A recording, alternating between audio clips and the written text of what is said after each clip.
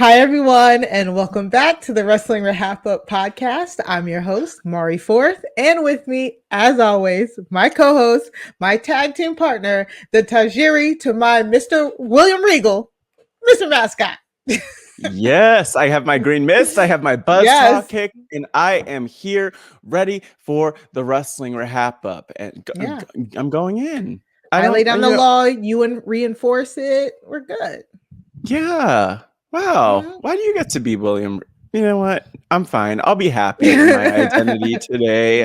And what an honor to podcast with you today, Mari. You are an icon. We just saw you last week on BuzzFeed. Like, look at this. And you decided to come back to the Wrestling RHAPup. Look at that. What an honor. Yeah, I didn't get too big for my britches. No, you didn't.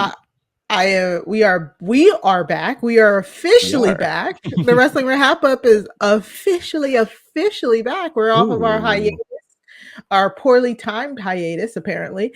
I mean, was it really a hiatus? I don't know. It never feels like it stops. I don't think it was a hiatus.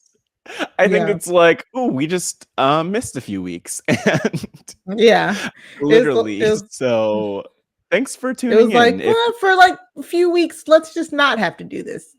We'll do that next time. We're not going to call it a hiatus in the future. We'll call it a something like maybe like not a siesta. We could just call it a vacation and move on. Yeah. Look at that. There we go.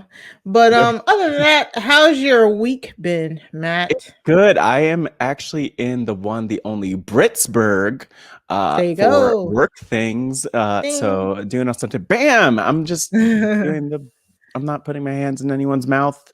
That's kind of what I'm up to. Mari, what's your deal? Well, like you already pointed out, I want to manifest it by saying it. I feel like the more I say famous, maybe the more the algorithm will be like, oh, we should be listening to this podcast. Yeah, maybe. I was just very fortunate to be interviewed by BuzzFeed talking about BB23 and just how momentous and historic and all of the things that the cookout is this season. It was just so fun. One of the producers with BuzzFeed had heard me on Rob Has a Podcast and told the team at the BuzzFeed Daily podcast they should have me on so I can explain Big Brother to the host, and it was really fun. It was very, very nerve-wracking, like legit. I'm like, oh my god, I've been podcasting for like years now. It feels like we know it feels longer but it's only really been a year or so. But I was so nervous. But it worked out, and it was fun. It was fun, to really go on a podcast and try and explain the history of Big Brother in 20 minutes. Not only that, but just like the racial components of Big Brother in 20 minutes was just it was something. I think at the end of the day, like, they made the right choice having you on, and not to say that there aren't other podcasters who might have been great in that spot, but in my opinion, fight me at me at Matt's. Wait, don't at me. At Pineapple Boy 13. If you have a problem with this, Mari, you are one of the most prepared podcasters. Our show notes are probably close to 150 pages now for this podcast, and we are not even close to 150 episodes. So very thorough, and you did an awesome job. And I think it was cool that you were able to speak to your experience as a fan and kind of loop in the history with all of that. So it was awesome. If people haven't checked it out, there is of course the written version of that on BuzzFeed, but also even better, I would say, the audio version, which was fun to listen to. And we'll link it in our show notes in our descriptions.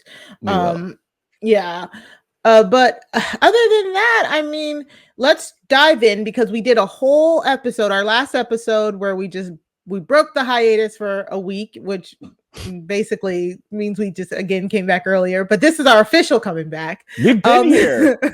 We've literally been. I mean, like, literally, you were in the same exact place, and you were still watching wrestling. Yeah. So just pretend like the episodes got lost.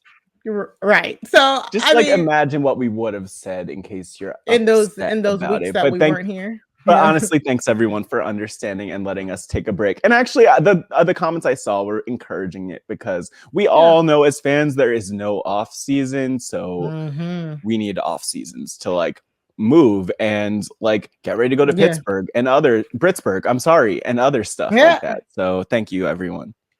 Yeah, and we did a whole episode last week just doing like news and stuff that we had missed and stuff. So we'll just skip over that.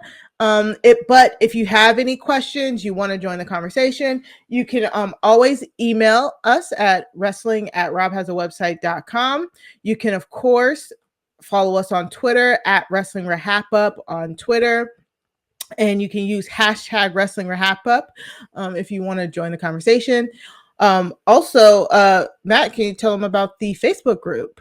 Our lovely Facebook group. Our illustrious Facebook group, our exclusive Facebook group. Not so exclusive though, if you do want to be part of it. The group is called Job Has a Squadcast, and you could message or tweet me, you could message or tweet Mari and ask us about it, and we'll give our plugs in a second. Or you could like message Chappelle. Chappelle will get you in. He's been good at hooking people up with us. So that's another option. But yeah, I think it's great because beyond the fact that you connect with the community of wrestling fans who also know this RHAP as a podcast world, even more, we solicit questions from people, and we've been doing that for a little short while, and it's been great. So if you want to be part of the show, join the group, and you could ask us questions when one of us posts about them. Yes. And you can, of course, subscribe to our podcast feeds, Wrestling RHAPup podcast feed that can be found in any where you get your podcasts.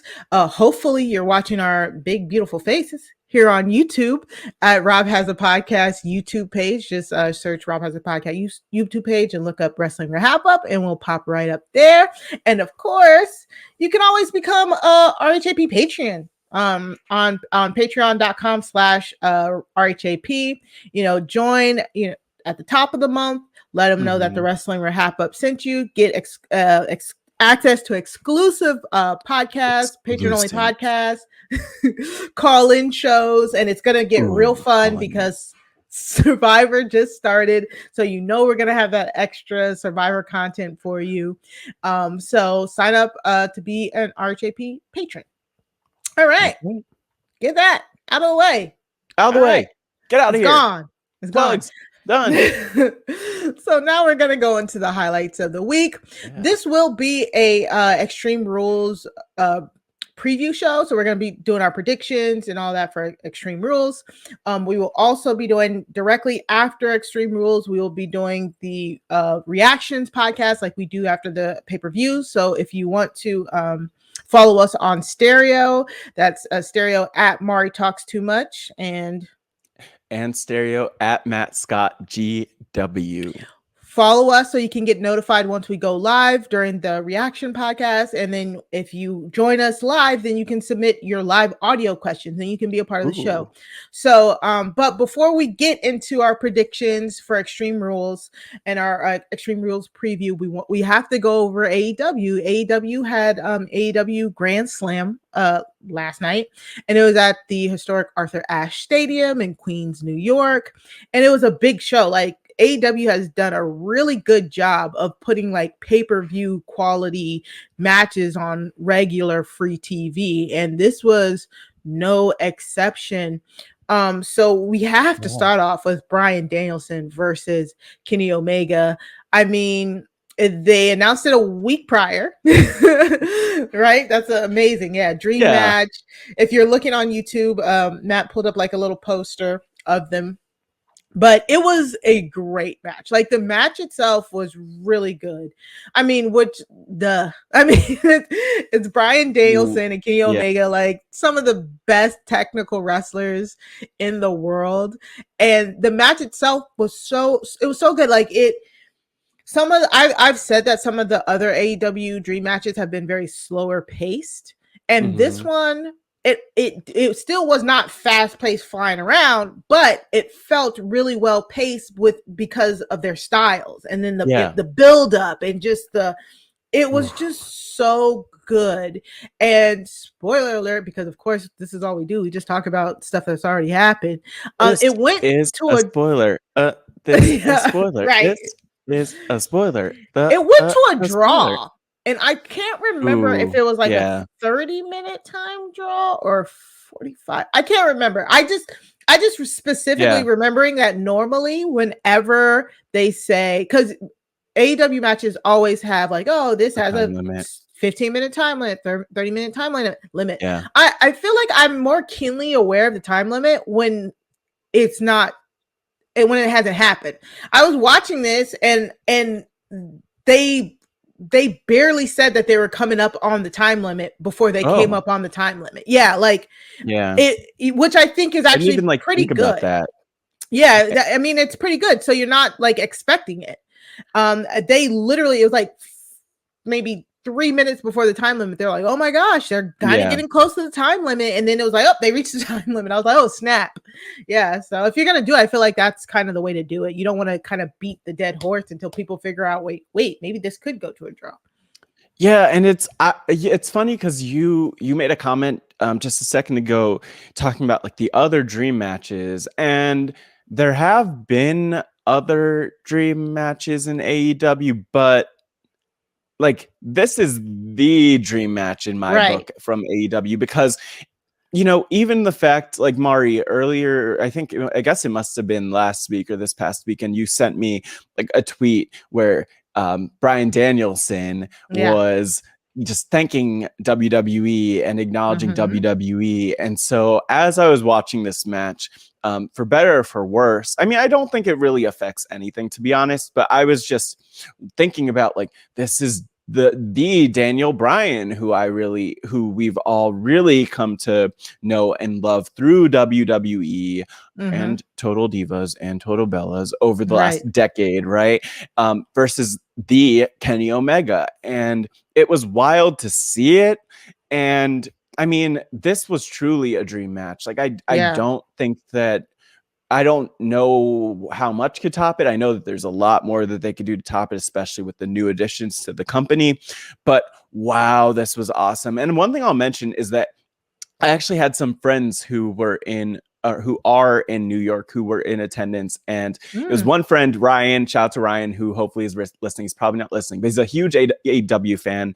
And he brought all these non-fans. And I think just the energy and the excitement of everything that's been happening with AEW lately, with all of the different names that are there, but also just with the quality of the product, like actually got people excited. So this is a good time for wrestling. I can't say that enough, but I'm so thankful that like that there are people who are getting into this and kind of getting on board with the momentum that is AEW, because it's going in the right direction well, you know, we never know what direction anything's going in, but it feels like it's going in the right direction in my humble, uneducated opinion. Right. And thank you for bringing that up, because, you know, it would have been our shoot segment, but we don't normally do shoots on prediction episodes. But like, I loved Daniel Bryan talking about his time in the WWE, talking about he went on a few podcasts, did a few interviews, and I'm sorry, like I am not here for people bashing their former employers. Like, to me, it's very like, it's not disrespectful, because I don't think that's the word, but it's very like condescending and annoying. Like I've said it before, like when Ruby did her preview package for going to AEW, I loved it. I love the Runaway theme. I love how she smartly said, no more Heidi Lovelace, no more Ruby Riott. And didn't, like, don't compare yourself to a prisoner, a slave, a mental patient. I'm not gonna name names, but yeah. Right. Thank you. Like, that is, come on now. Like, you got paid 6 figures to sit in catering at a wrestling company. I understand you wanted to actually wrestle, but you were still getting paid and you were still voluntarily there. So let's not act like you were being forced to stay there. So that's what I like about Bryan Danielson, because he said he loved his work. We just all understand that he's here to do this. He wants to be in these dream matches. He wants to face people he has not faced anymore. I think I heard he said that he only has maybe about 3 years tops of full-time work. So he wants to spend the rest of that time fighting as many people as he possibly can. And of course, it makes sense. WWE just does not do that. They don't let you be able to just go around the world and fight different people. So it makes sense why he left the WWE. Matt, what do you think? Let me build on that, because that was perfect, Mari. And the other thing that I want to say is just the fact that you shouldn't have to be in a position where you have to denounce where you came from, where you have to deny where you came from. Like, WWE was part of their journeys. And I get that a lot of people say, for instance, this thing that we've probably heard in wrestling companies that aren't WWE for years. Like, why are you mentioning WWE? Don't mention WWE. And the thing is, like, I like the fact that he's just deciding to mention WWE on social media and otherwise, and people are choosing to refer to it, even I'm sure knowing that there are fans who will look at that and say, oh, they're bitter. Oh, don't mention WWE. WWE is not mentioning you. WWE is the company that established how you approach people, after their releases, like not talking about someone after they're released, or not really talking about other wrestling companies. But don't be mistaken, that does not need to be the way it has to be. And that's the thing that I love about what AEW is doing and what the performers are doing. And they're not letting anyone erase their history, which I think is really cool. They're fully owning where they've been and who they are. And I think that's pretty awesome. And every person should be able to do that. Even in WWE, they should be able to own their history. But hopefully we get to that place too. I just think it's cool to see people show up like very authentically, which is kind of what we're getting.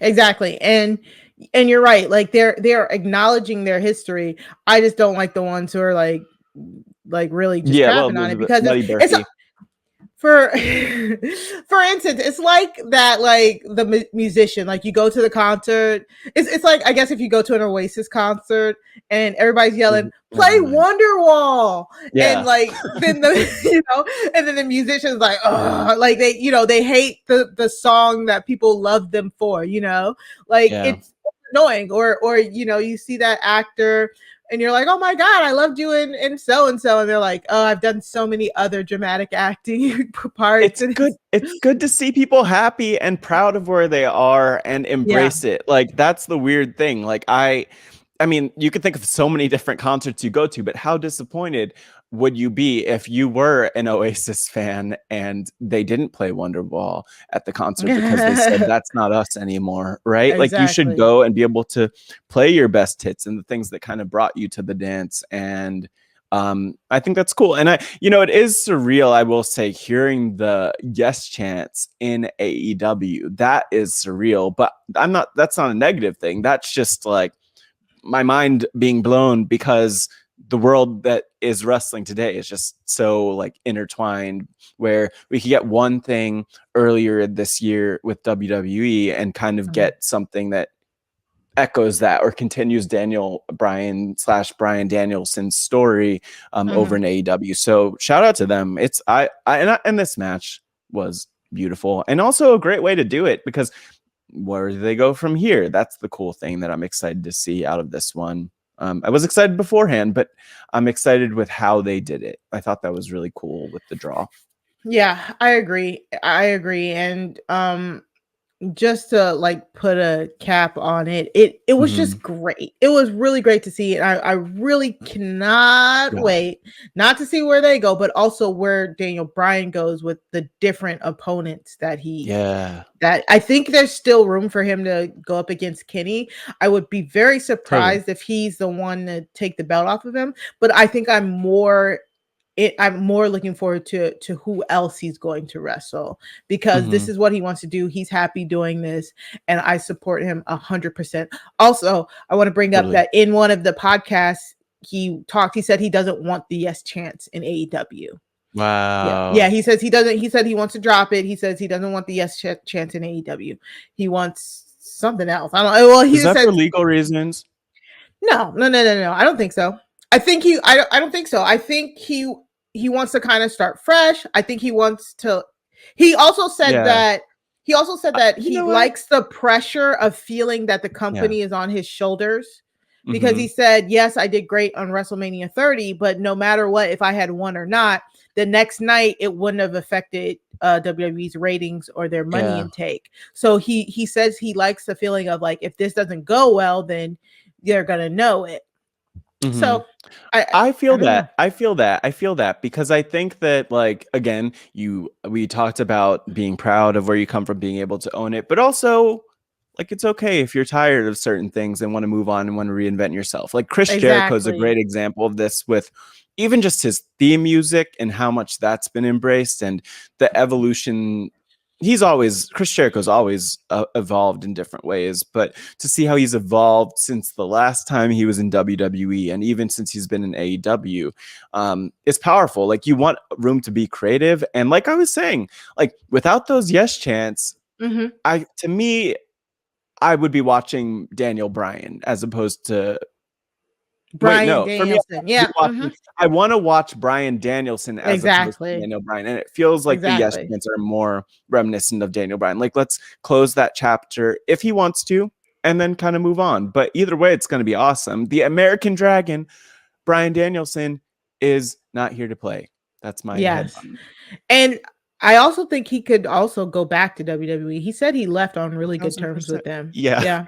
He said he left on really and like not to perform, but like to go back and work backstage. Because I think we've talked about it on this podcast, but he helped Big E and Kofi and all their runs. Like, he was acting on behalf of a lot of guys and a lot of storylines in the back during his run as champion and after. So that'd be so great.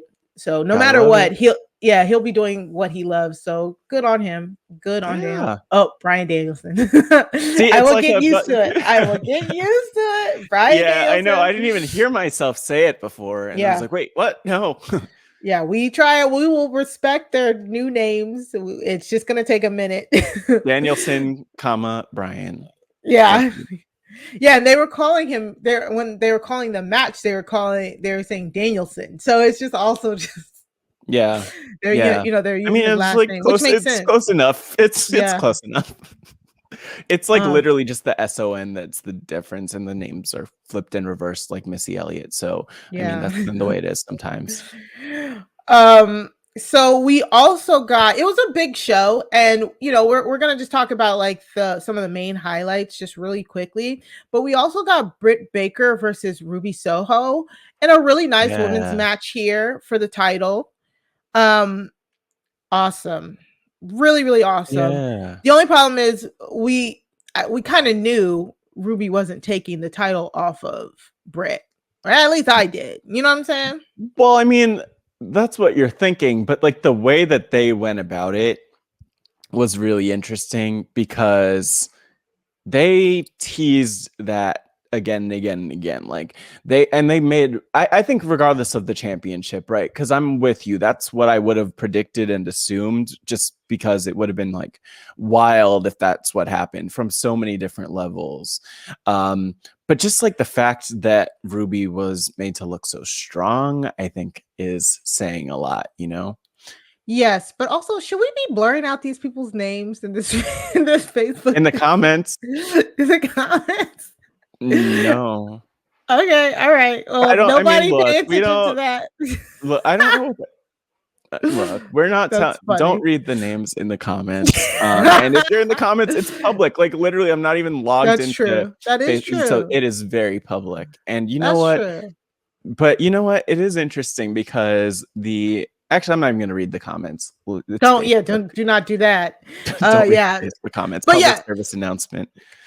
Great match again.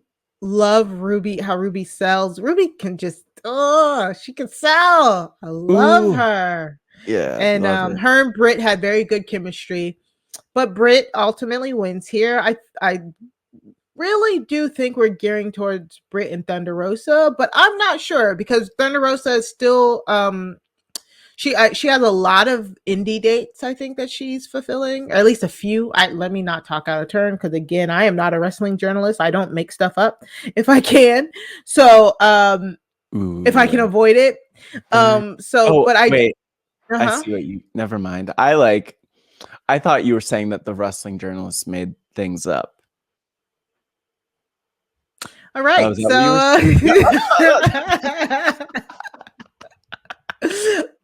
Both. Whatever you're thinking, both. You anything else? But yeah, so I know she is still taking like a lot of independent bookings. I don't know if that'll, have anything, if that'll affect anything that she's doing with AEW. Yeah. But Britt's just gone on a really good run. You're in Britsburg. They love her there. Yeah. So she's probably going to hold on to it for a little bit longer here.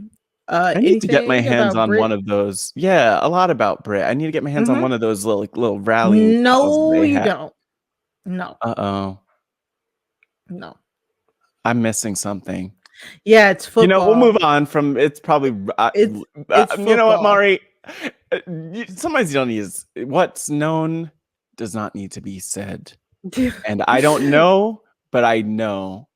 It's just that those towels are based off the Pittsburgh Steelers towels, I am a Ravens fan, so we don't need to do that. Oh, I thought it was something a lot worse. Okay, no, it's not. I'll still find one of them. Yeah, I'll give you one, and you can burn it. No, don't do any of that. Don't give me one. You can burn it if you need to. By the way, just as a side note, back to the Facebook. Why does Britt have never mind. I'm so dumb, There's Mari. There's a tooth chair. There's a throne. No, in this picture of Britt on our YouTube, I thought that was the Washington Monument in the background to the left, but that's actually just the door. It does kind of look like it. Wow. What are they trying to say with this poster? She's Britt is in a penthouse while Ruby is under a bridge. What is happening in this picture? That's weird. What is that flag? Is that we can't break the I don't Sorry. I don't know. I know the audio listeners are and then why does no this is good, but and then the chair behind Britt is made of teeth. We got it's a teeth throne, and then Ruby has records on the floor or on the table, some kind of, and then there's beer in the background. Drinking and wrestling is not encouraged. I really kind of want to know what that flag is. I have a lot of questions, but I have to say their graphic designer is having a great time because this is so much detail. They threw probably a lot all has in a there. reason behind it. Yeah. Oh man. Wow. Right. Look at that. Okay. So any final thoughts on Britt and Ruby, Matt?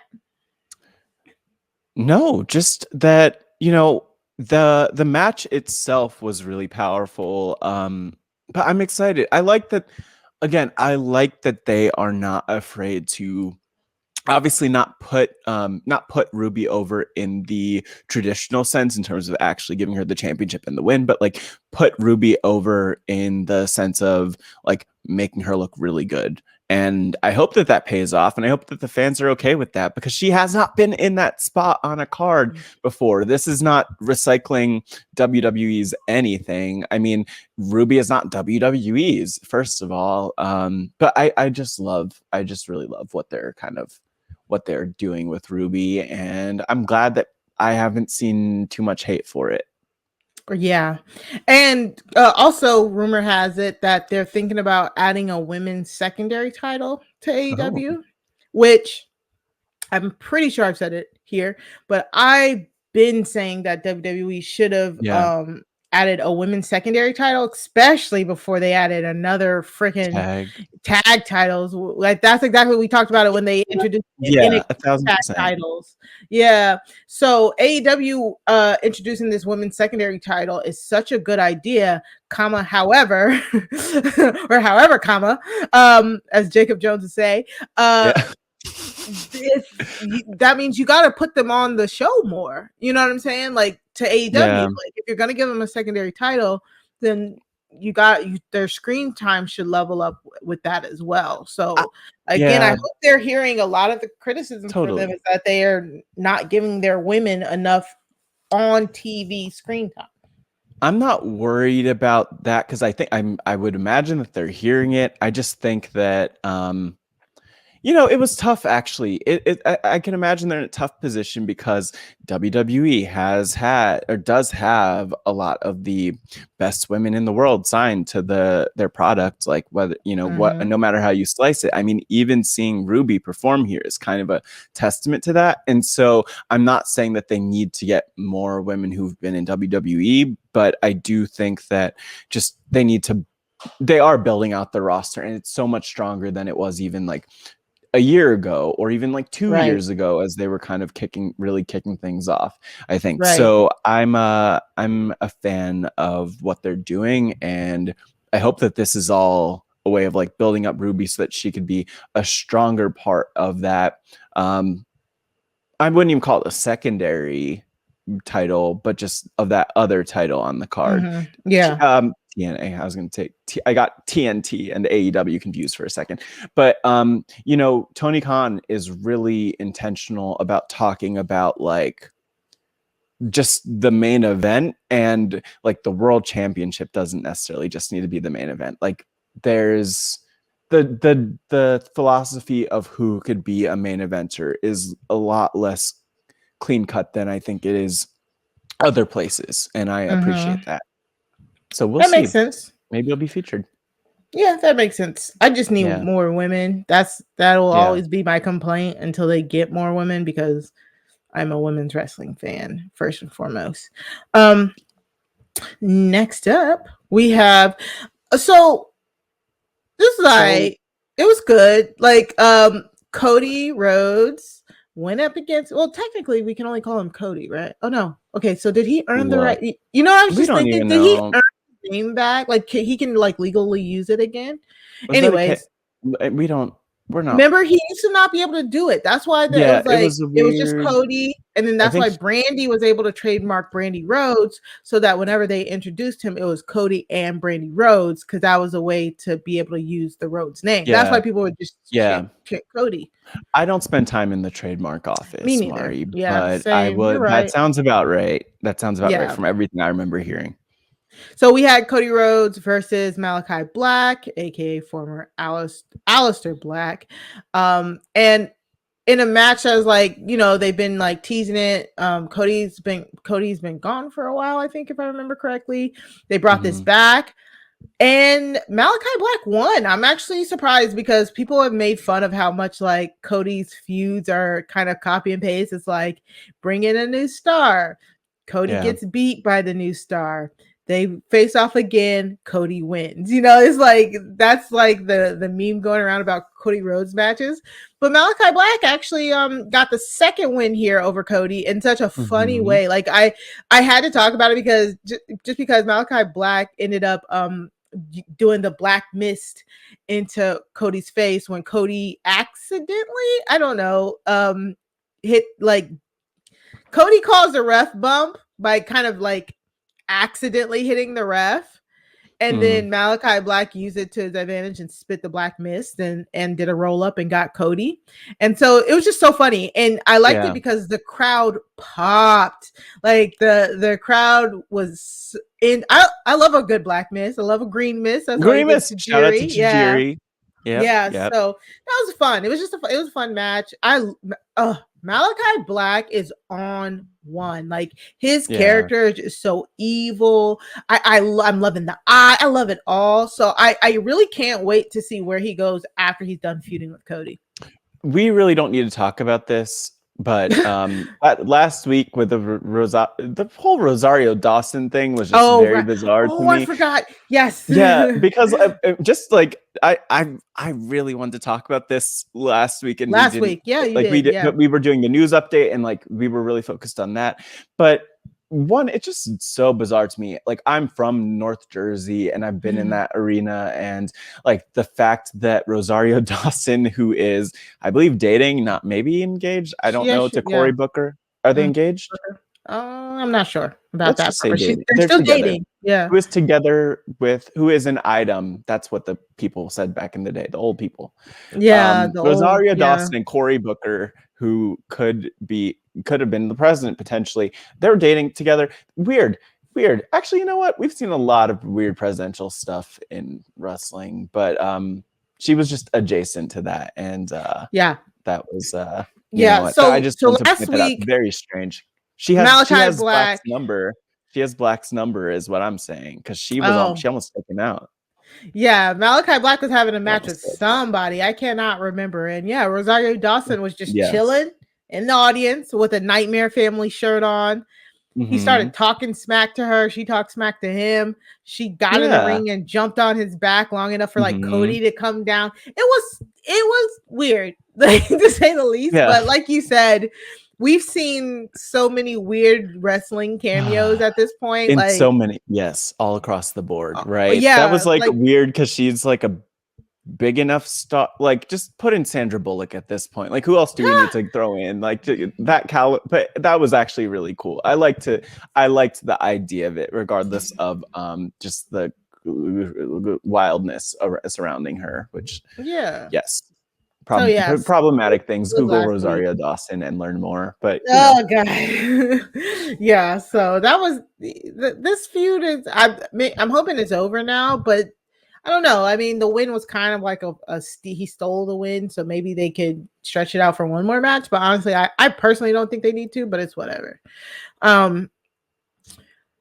Next up, and finally for AEW, CM Punk came out just to address the fans at Arthur Ashe Stadium, and I think he came on after the Omega Daniel Bryan match, which we didn't even talk about this. They opened it up with Omega and Daniel Bryan, and I don't know if that was a good idea.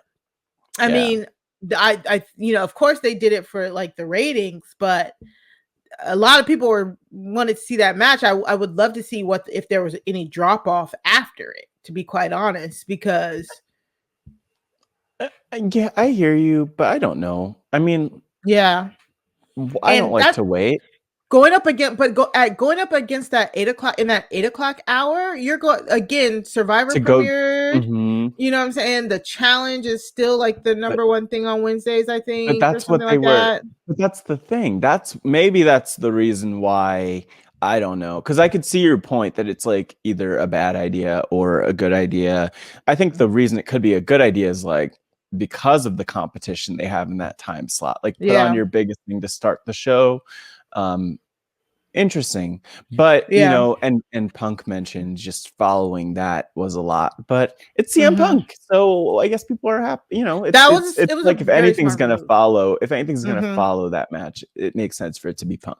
Very smart move, not only for Punk's star power, but because it was just a promo segment. It was a quick promo, basically him calling out Team Taz and hyping up. They are going to be wrestling each other on Rampage.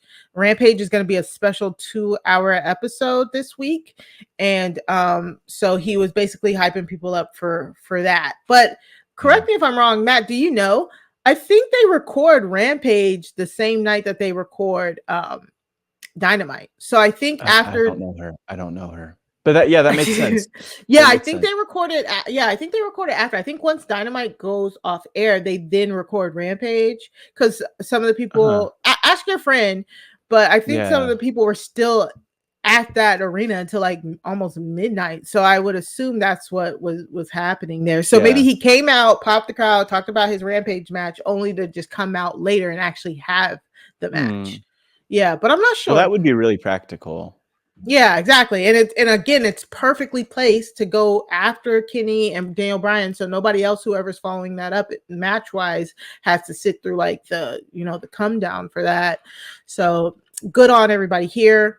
Punk just told Team Taz, like, see you at Rampage, and they're promoting Rampage. Hopefully people will watch Rampage. I don't know why it's 2 hours. I don't know if anybody knows. Feel free to reach out and tell us, but they just said it's a special episode. It's going to be 2 hours. He said, it's not my job to wake you up. It's my job to tuck your ass in, is what he said. Yeah. Which, I mean, that's not a nice thing to say to anyone that you're going to tuck in. Such a great move to go to sleep. Yeah. Love that. Yeah, lots of puns, lots of good promo stuff. Hopefully that's not Punk's best promo that we'll see in AEW. I'm sure it's not. But, that was, yes, interesting times. What a promo. Well, that wraps up our highlights of AEW. Again, everything that we've talked about can be found in our show notes in our highlights playlist. Very, very handy dandy. That'll have all of the clips that we talk about here today. You can find it in our show notes or in our description on the YouTube right below here. Me pointing right below. Down there. Yep. All right, so let's get into the Extreme Rules predictions, preview, all of that good stuff. Matt, when I was going over like the card right now, like full disclosure, we are recording like we always do for the prediction podcast before SmackDown. But as of right now, I was actually surprised that we only have like a handful of matches on the card, but it feels like there are way more storylines happening in WWE. So that's very interesting. Just clean up. We'll go. They said, Matt, Mari, we don't want you to have a long predictions episode. So we're just going to make the card really short for now. That is interesting. There's a lot that is going on that's not included, but I do. Yeah, I don't know how I really feel about it, honestly. Yeah. I'm not sure either, but like we'll shout out some of the stuff that we like that's been going on at the end of the review. Right. But like I think it kind of makes sense because I said we'll do it at the end, but I'm talking about it right now because we got that big like Big E, Bobby Lashley, Roman Reigns match on Raw this week. That currently there's no WWE Championship match on Extreme Rules. So like, and then same kind of with the Intercontinental Championship, we had Apollo confronting Shinsuke Nakamura on SmackDown last week, and they're gonna have their Intercontinental match on SmackDown before Extreme Rules. So honestly, again, I think they're trying to keep up with that model of putting some big matches on free TV, and it just opens, which is good because it opens up more space for the Extreme Rules pay-per-view, and you're not like really scrunching so much in if that's trying to get everything on the pay-per-view. Yeah, and I think the other part of it too, and I feel like I've heard so much of this over the last however many months, but it's just like the different networks that they're kind of playing right. So I think back to, it must have been not Elimination. Was it Elimination? No, it was Hell in a Cell. This was Hell in a Cell. Where they had the match between Rey Mysterio and Roman actually take place on SmackDown instead of on the show. And then what I remember the alleged reasoning being was just that like that they wanted to make the executives happy, and that's something I keep hearing. And so I guess it's not a bad idea to put some big stuff on the shows, and then the pay-per-views are less crowded and exhausting for people to follow along, or there are less of these like short matches that don't, 3 minute, 5 minute, whatever the matches would be if you crammed in like 10 matches instead of having like 6 or 7. So I think I appreciate it, but it's just different and we're not used to it, I guess is the point. Yeah, exactly. But it makes sense. So we're just going to go in order of how we're, whatever we feel like, what we're more excited to talk about. So of course, we're going to talk about Bianca versus Becky first. So, can we just stop in? Describe this picture for the audio listeners. On the outfit, there is a picture on the YouTube. Rob has a podcast YouTube channel. Becky Lynch, this I believe was from a couple weeks ago. Yes. The thing is, Mari, when I look at this picture of Bianca and Becky at this contract signing, I literally was at a loss for words. I thought to myself that Becky Lynch looks like Elmo meets Cruella de Vil. That's like, but I also don't, I felt overwhelmed. It is the biggest red fur coat I have ever seen in my entire life. It's a parka. It's like Becky said, it's a winter. I have to stay warm. I'm going to be champion for a long time. I don't know. I don't know what animal that is. I thought it was furry. It looks like Elmo, like a bunch of Elmos were skinned and it is quilted into a jacket, and it's uncomfortable. Like you said, it's like parka quilted, so it's like it is comfy. So obnoxious and over the top. Yes, like if you just wanted to pass out on like a couch and just sleep, like that's the perfect jacket to wear because you could bundle up in it and stay warm for the winter. And contrast it with Bianca's like all white 2-piece, like that I'm sure she made because she makes everything and she's amazing.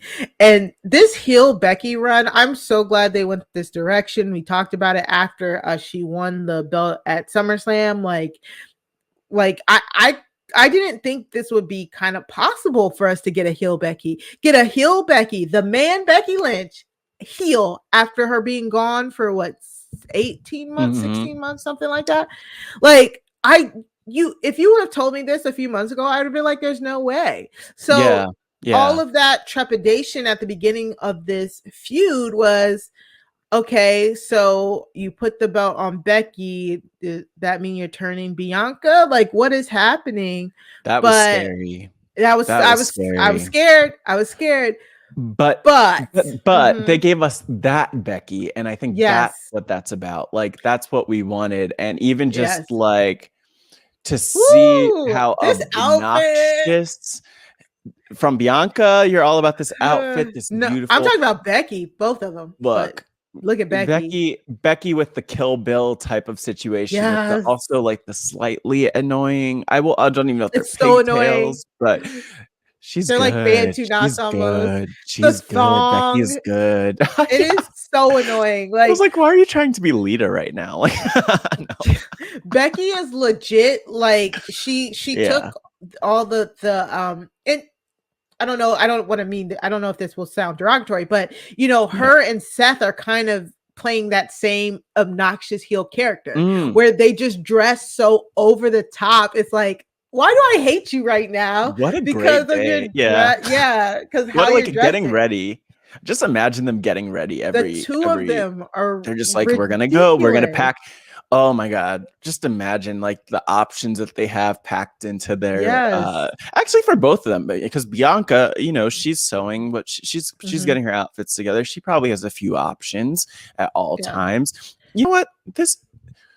They just work so hard. They work so hard, and it's so beautiful to see. And I don't feel like, there are lots of ways that everything could go wrong, but I don't think that this is going to go wrong in any way, which I'm excited about.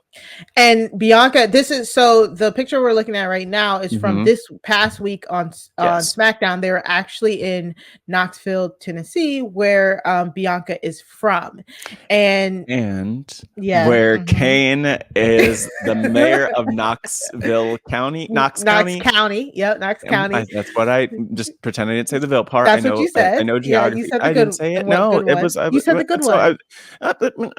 Details. And anyway, so he was there, which was interesting, but that's the thing. He didn't even need to be there because it was about the Becky Lynch. It was about the Bianca Belair. I was about to say, you said that in reverse. It was about the Bianca Belair. That crowd. So first off, Kane was there to present Bianca with the key to the county, which was okay. I've never heard that. It's like the biggest fake looking key I've ever seen in my entire life. But it's like, here's the key to the whole county, not the city. Okay, whatever, cool. I'll let you have that. But that crowd popped so huge for Bianca. And not just that, but like they were relatively quiet the rest of the night in comparison. Like she legit, is over. And we talked about how you're in Pittsburgh. They put Britt Baker over in Pittsburgh whenever they can, and we were always saying how they need to do this more in WWE, and they finally leaned into it here in WWE. And then on top of her star power, it just really worked here. And I just love that we are getting a heel Becky who is actually getting heel reactions, and Bianca is actually getting babyface reactions, because that is that just tells you how good of a star that Bianca is. I mean, we all know Becky's. I mean, come on, we don't have to say that. Totally. But for Bianca to be eliciting the support of the crowd against one of the biggest stars right now, that is amazing. Like, that is amazing. And that's why this storyline is just so good. And I am so like, I like both of them, but it is just, I don't know. I want them both to win, but then, you know, I want Bianca to win. I think it's a reflection too of the respect that each of them have from the fans, because with Becky, I think they say, oh, we love Becky, so we're going to respond to Becky the way that Becky wants to be responded to. Of course, people don't hate Becky Lynch in any way, shape, or form. There's no reason to hate her. She's phenomenal.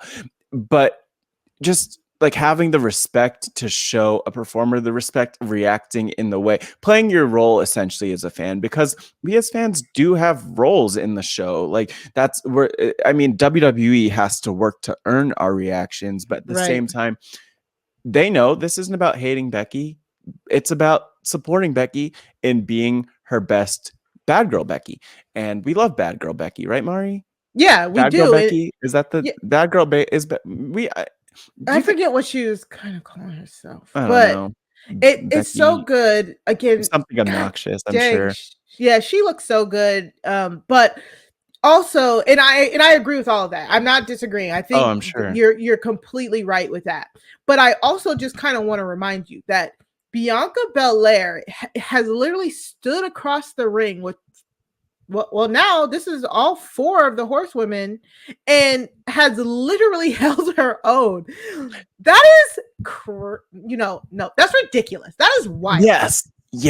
Thank you. I 1000%, because the thing is, they could, and that's the thing with and I didn't want to understate the respect that people have for Bianca. I think that's the part, to your point, that's even more notable, because if they didn't, well, they cheer Becky or they boo Becky and don't react to Bianca. And that's not what we're seeing. We're still seeing the love and support for Bianca and the fire there. And I hope that actually says a lot to WWE too, that like they really did take a big risk booking this the way that they booked it, booking them against each other. But it's also a huge opportunity. And Bianca has proven time and time again in kayfabe, but also in shoot, that she could rise to the occasion. She is the EST, or at least, out of kayfabe, shoot, she is one of the ESTs. But I mean, I would just say she's still the EST.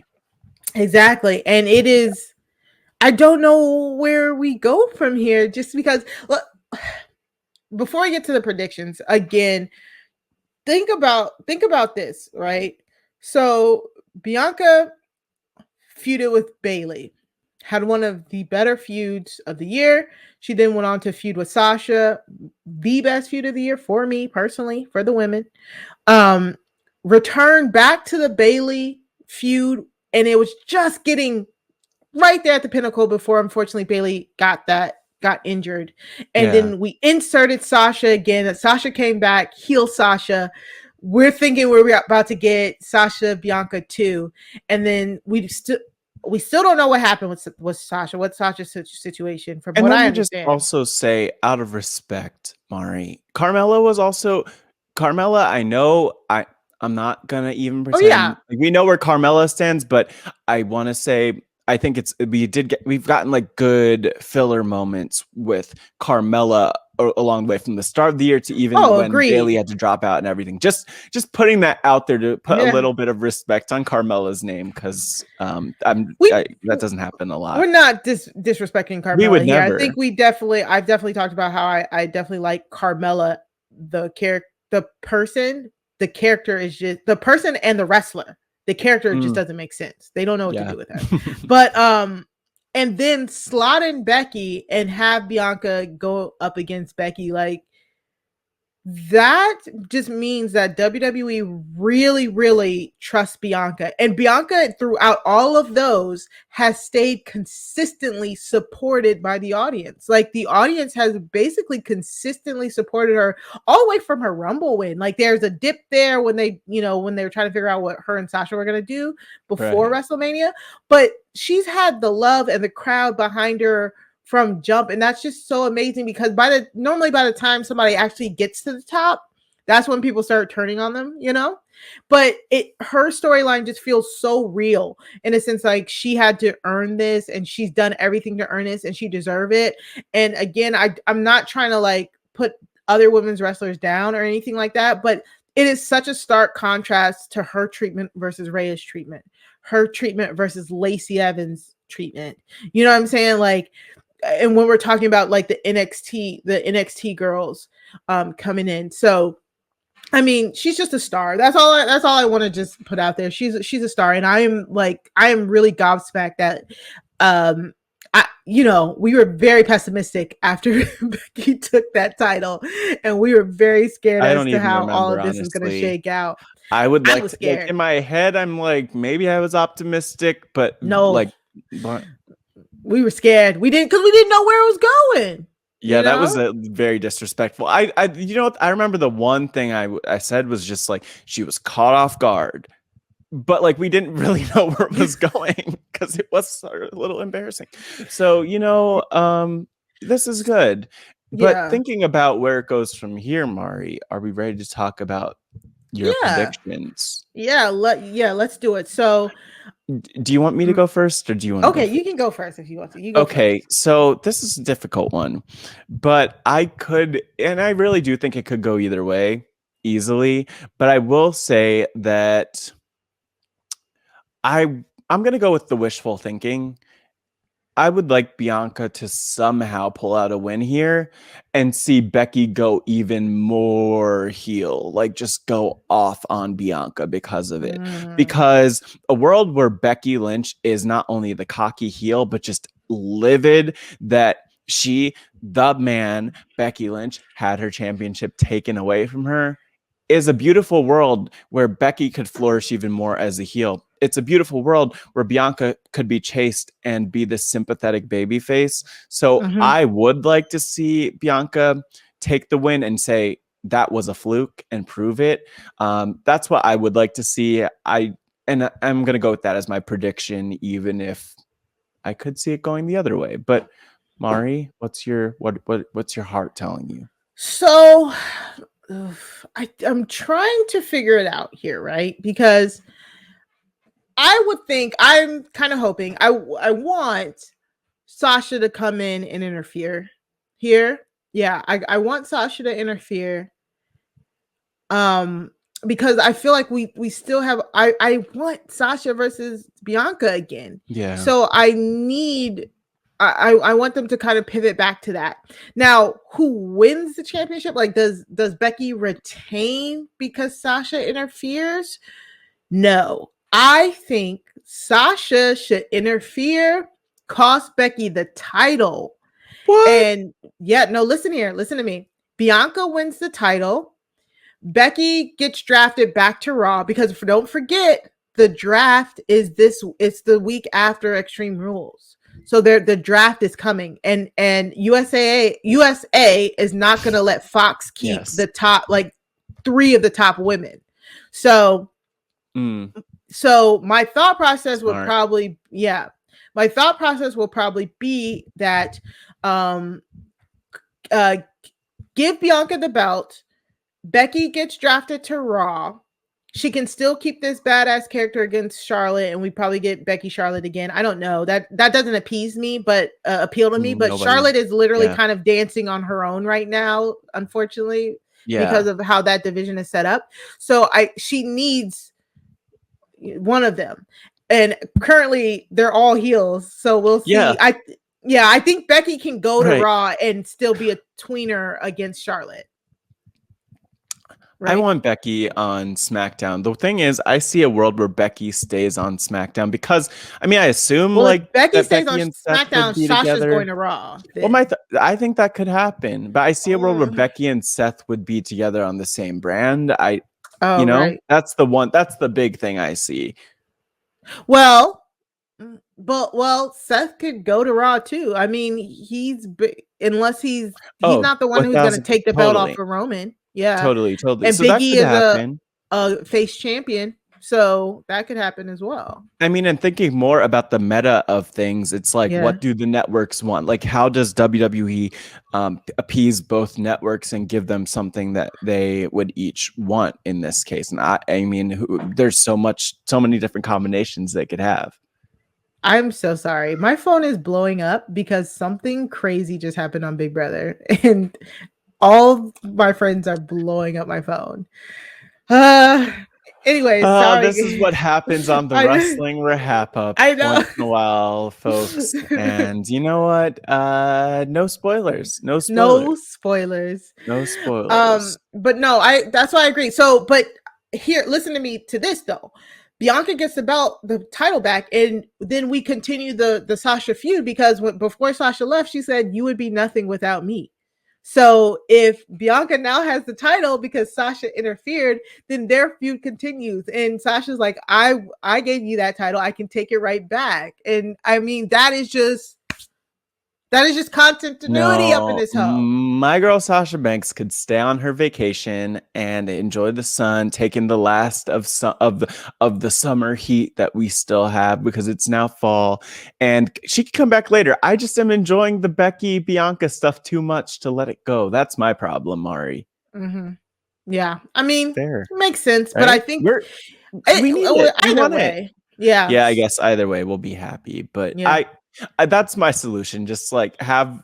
Maybe I don't know what Sasha will do. That's a bigger question, but it does kind of seem like maybe we'll see Sasha come back in the draft, if not in this pay-per-view, but who even knows at this point? Mm-hmm. Yeah, exactly. Who knows? So I have Bianca winning. You have Becky winning, you said? I have Bianca winning. Okay, we both have Bianca winning somehow. We both have Bianca winning. Okay. That's cool. Look at that. Look at that. All right, there we go. Winner, chicken dinner. Okay. I didn't need to do that. It's okay. So next up, we have the Universal Championship match. Roman Reigns, the current champion, versus Finn Balor.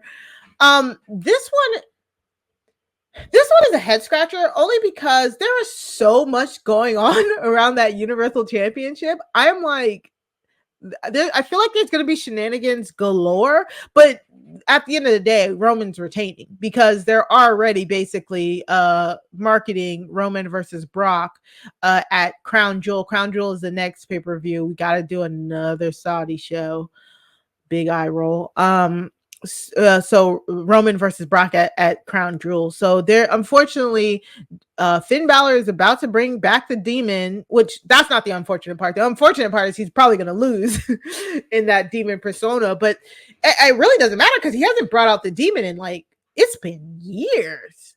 I can't even, it was the last time it was supposed to be against Bray or whatnot. And that was so long ago.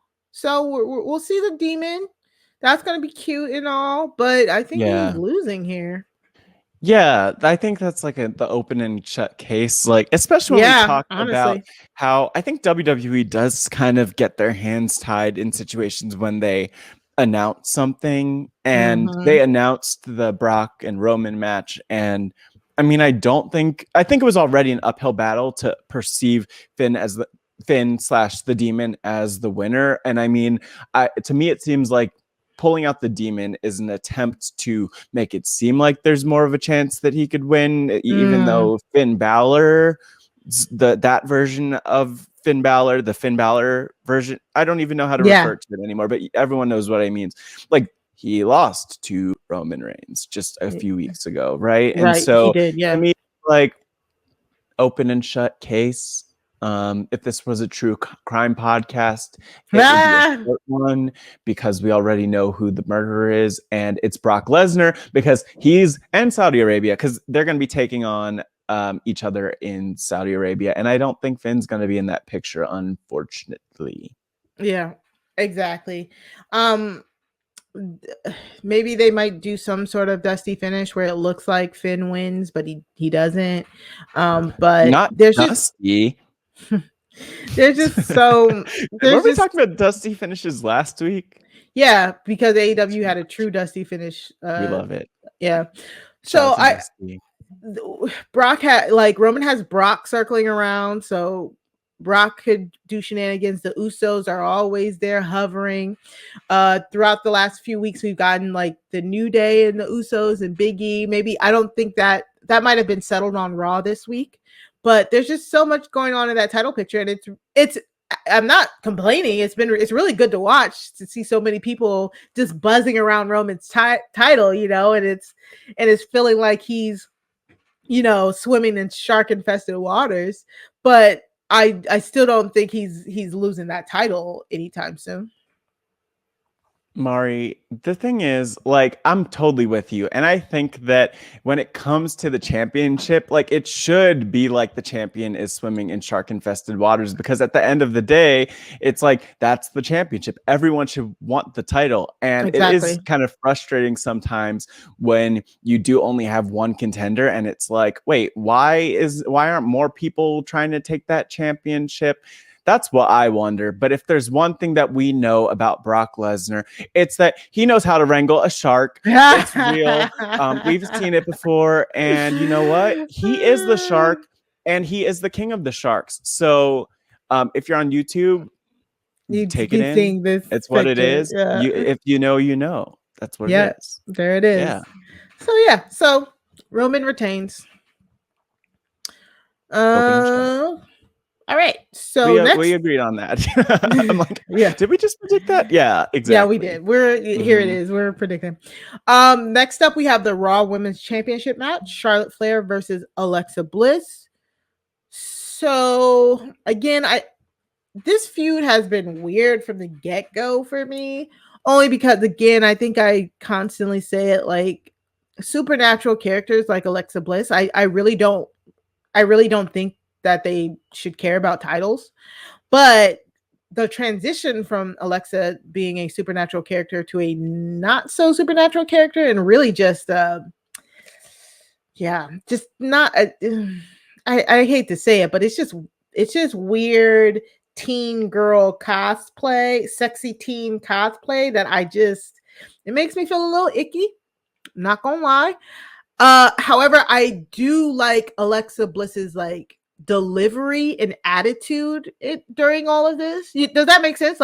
Her work with Lily has been very funny. The way she when she does her promos, the way she inflects on stuff, her mocking Charlotte at every chance she got, giving Charlotte the Charlie doll and telling her to lighten up, silly. It's completely Harley Quinn down to the mannerisms, and I don't mind it. I think she's very funny. She has a very good comedic timing. But the feud's just weird because it's Alexa doing that and Charlotte doing Charlotte, the I'm the queen, stuck up her butt type deal. Yeah, and Ariana Grande high ponytail this past week on Raw. So yeah, and this past week on Raw, those were some shots fired in that promo. People were really yo, is this some of these lines shoot lines, because it did feel off script there for a second. I think one of the things Alexa had said to Charlotte was doing the woo, she was standing there, the best of all time, woo, woo, and feeding off the crowd. And Alexa said something to the effect of that's not even yours. And then she said it's unoriginal. She said Alexa said it's unoriginal and it's not even yours. And Charlotte shot back at her I know you're not talking about unoriginal. And it was just okay, well, wait a minute. If we're gonna go there, I mean, look, Charlotte, we're really gonna go off on this. If one talk about what's unoriginal, it's the fact that you think that you aren't original in any sense. You are Charlotte Flair. Mari talks about this all the time. Mari, I'm so upset with this because Mari, I can't handle this. I'm just losing it. I just feel like Alexa is original just because the gimmick was associated with somebody else who has been future endeavored. Is just like, it's original. It was a different gimmick. It's a separate gimmick. It's reminiscent of the other gimmick. But what are we talking about here? What are we talking about? Yeah, I mean, honestly, I'm just like, what are you gonna do? Shooting at each other. Like, I'm okay with this. Like, I hate to say it, but somebody on Twitter was like, "Oh, this is a white on white crime," and I was dying like double homicide. Like, it was just, it was just very funny, and the only rude. It was very The only thing that I'm not looking forward to it. Surprise, surprise. Not, mostly just because I did not like their match at Survivor Series like 4 years ago. Alexa versus Charlotte. Their match, I personally don't think they have much in-ring chemistry. That's why they, I think, only faced off then, really. That match was a weird circumstance. Was that a champion versus champion or cross? Yeah, what was that? It was it was the Survivor Series champion versus champion match. It was Charlotte was the I want to say at the time Charlotte was the Raw Women's Champion and Alexa was the SmackDown Women's Champion at the time. And it was weird because I want to say one of them had just taken the belt off of somebody else. I think was this Alexa? Yeah. Was this the Alexa Sasha one? I don't remember, but you're on to something. That sounds about right. Yeah, it was so weird because it was like one of them had just taken the belt off of somebody like 2 weeks before the event. So it was just like, oh, okay. But that was also 4 weeks ago, or 4 weeks. That was just 4 years ago. 4 years ago. A lot's changed because even thinking about like how long each of them has been wrestling, like that's a long time, and they both evolved. And let's hope that they're able to kind of figure out something. I mean, knowing how as individuals, how capable they are as performers. I am excited now that you mentioned it to see how they've grown from that match at Survivor Series. But I mean, I'm with you that I wouldn't look at these two as having any sort of chemistry. Yeah, and I don't know. So you're right. They both grown as performers since then, but I don't know. We'll see. I'm sorry. It's just not. You got a prediction? Charlotte retains. I think so, but that was my prediction actually going into this, just because there wasn't a build, but just to be contradictory and just to spice things up, like I'm gonna say Alexa wins because I feel like what you're saying about the heels is really interesting, and I just feel like, I mean, with all of the top women who are heels, it would not hurt to have a babyface champion. It would be very weird if that was Alexa, because you know what? Who am I kidding? Saying. Why am I trying to kid myself into? Why am I trying to clown myself into this lie? Charlotte Flair is going to win this match, especially since it doesn't make sense. Especially since Alexa pointed out that Charlotte was nothing without the title. Like that was like the first thing she said. Yeah, she legit was like, "What are you without the title? You don't even know." And I was like, I mean, she's a Flair, like very original. Alexa's been listening to the podcast. Alexa Bliss, friend of the pod. Tweet us. Yeah. So that was. I mean, I just think it's gonna be Charlotte. I think they're gonna wait till Charlotte literally basically only sells to Money in the Bank winners and Becky Lynch. So I can definitely see her beating Alexa here and maybe moving on to a feud with Becky or something. We'll see. But okay, let's see what else we got. What's up next? What do we want to talk about? Yeah, I'm just in the taking wheel. a minute You never to know. Do whatever you want. So the SmackDown Tag Team Championship match, we have the Usos versus the Street Profits, which I cannot wait to see this match again. Like I hope they get a lot of time. Because those are two very capable teams that can do wonders in the ring, and they already did like they've been doing matches against each other. Yeah, look at that. So I think this will be really good to see, of course. Who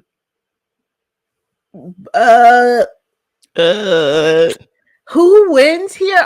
I'm struggling because I'm trying to figure out, do the Usos lose the match to be berated by Roman? But with Roman having so many people to deal with, the last thing he needs to do is alienate the Usos. So I just don't see. I mean, I would go with the Usos winning here. Yeah. Just because, like, I don't think there's really a reason to take it off them truly. But then again, right. WWE also doesn't like care about the tag teams and the scene that much to really have like a reason necessarily. So I would just say that they retain. They only won the championships 2 months ago, but I mean, we've seen. It feels like it's been shorter than 2 months, to be quite honest. Yeah, it does, and it felt it. I don't know if it felt like it came out of nowhere, but it kind of felt like it came out of nowhere when they lost when the Mysterios lost the championship to the Usos. Yes, it did feel like that. You're right. Yeah. So yeah. So I mean, this like there's not much edgic to look into this, except for like I think the Usos win. I think it's going to be a great match. Maybe it might not be the opener, but I just hope they get time because I just want to see them fly around. This is going to be like a lot of flying around here. But also, can we just point out? I realize we are more than halfway through the card. I think we only have two matches left. This pay-per-view is called Extreme Rules, and there's no Extreme Rules match on the whole entire card. Details, Mari. You can't take things literally. There's no Extreme Rules match. There's not even like a kendo stick match. Like, no, there's nothing extreme about this. Where's the show taking place? That's a great question. I don't know, but either way, if it's taking place in like the New York or the Philly area, they could have some like ECW originals there. They could have the Queen of Extreme, Francine. Shout out to Francine back from the ECW days there in the crowd doing a wave. They called Lita the Queen of Extreme at one point. Have her do a little bit of a wave. Maybe have Jeff Hardy do one of those like arm things that's really extreme. Like I just think that that's how they extreme it up. They don't need tables, ladders, chairs, thumbtacks, fireballs, staplers, pizza cutters. They've got it under control. But yeah, no, it is kind of, it does bother me. It's gonna be in Ohio. That's pretty extreme. It's gonna be in Columbus, Ohio. They might have some pizza cutters. I think Nick Gage, who was cutting Chris Jericho a few weeks ago, is from there. No, I thought he was from like Staten Island or something. He might be from Philly. So we don't know. Columbus, Ohio. I was wondering. I kept thinking to myself, like, why haven't they really poured into where it's at? So it's in Ohio, but no Extreme Rules at all. So. That is these matches up. Well, no. Well, okay. How about we just with this? I just want to wait and see because to me, you know what? I know that I just know that we're not going to get Extreme Rules matches for a lot of things. Like in our heads, what would logically make sense is that if the pay-per-view has a certain name, you'd have matches up and down the card with the name. And it's funny because that's how it used to be. Like we'd get a table match, we get a chain match, we get a whatever match. Like we'd get that up and down the card. And I think the thing that was so fun was the variety of stipulations. But now, I mean, I guess we just don't get a lot, I guess it's kind of like the Hell in a Cell thing where it's like, okay, well, you get 2 Hell in a Cell matches on the card and then a bunch of normal singles matches, which it's a choice. But that's the thing. We used to not like the whole name the pay-per-view after what's on it. And I don't necessarily like that, but we've gotten used to it. So why name it Extreme Rules and there's no Extreme Rules matches? And then actually I just looked at the card again and I'm like, there's not really many feuds that warrant it because like the Becky Bianca match is technically their first match, you know what I'm saying? Like, because they didn't have a match when they lost the belt. Roman and Finn Balor doesn't feel like it needs to be Extreme Rules because, Extreme Rules should lead more towards the contender and Finn's not going to win. Charlotte, those extreme. No, they could all be Extreme Rules because. But it won't. This is my thing.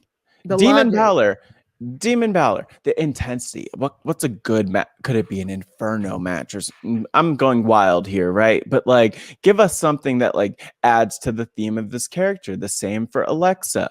Give something that lends to like even a play. Spooky Ooze match.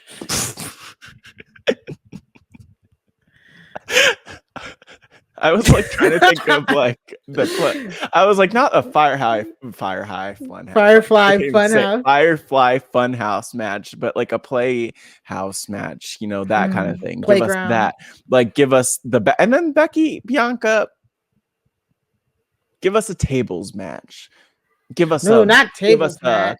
Give us a yeah, I don't really have anything for them. It's stupid. It really is. It is maybe stupid, but there's more they could try to do. Like, I would rather them forcing the issue and being like, well, you have to be like Sonya Deville in kayfabe or Adam Pearce in kayfabe just being like, well, this is Extreme Rules, so we have to put you in an Extreme Rules match. Like, I would love if they even had like a wheel like they used to have for. Oh, that would be. They used to do it for like Taboo Tuesday, and like, Tuesday, whatever the Cyber Sunday, I think was the other version of it. Maybe they had, they did all sorts of stuff. Now like that would be cool. Like just say like, okay, there are matches on the card. Cool. Now there's a wheel. Spin it, and that's exactly. Just like force the issue, just because then it's like. The sadistic thing, but whatever, it's cool. We can fantasy book all we want. I know. So next is the United States Championship match. This is Damian Priest, who is our current champion, versus Sheamus, and now versus Jeff Hardy. It was supposed to just be Damian Priest versus Sheamus in a rematch, but then Jeff Hardy beat Sheamus on Raw this week to earn his way into a match. So this is going to be a triple threat match. And this is going to be fun, it's going to be a great match, but I think Damian Priest wins here because they've been pushing him really well. He just got the belt. I don't know. Does he pin Jeff Hardy here to protect Jeff Hardy or does Sheamus get the pin? Yeah. Okay. I mean, does Jeff Hardy, is there a world where Jeff Hardy wins here? There's a world. He's extreme. Oh, they're like it's Extreme Rules. Force Jeff Hardy on the card there. That would be like maybe how we would justify booking it, but I don't see that happening. But there's a boy can dream. I think they'd be really foolish to take the belt off Damian right now because because he's been doing like the open challenges. This is how he got into this whole situation because he did an open challenge versus Jeff a few weeks ago, beat Jeff. Then he had the match against Sheamus, I think, whatever. Sheamus cheated. I don't know. I can't remember, but he ended up going up against Sheamus. Sheamus won the right to face him again, and then Jeff Hardy asked to be, won the right to be added to the mix. So this is all these three people have been working really well together. So it's going to be a good match. Will it be the show still every night? I don't think so, but I think it's gonna do wonders for Damian Priest because I think they're doing a really good job of pushing him right now. Yeah, I agree. He literally just won the championship. Yeah, so feels like 3 weeks ago. Yeah, literally, or maybe even 4. 4, checking, or maybe 4.5. Who knows? But it just happened. So it would make sense to keep it on him, and I think that's we're agreeing on that prediction. Mm-hmm.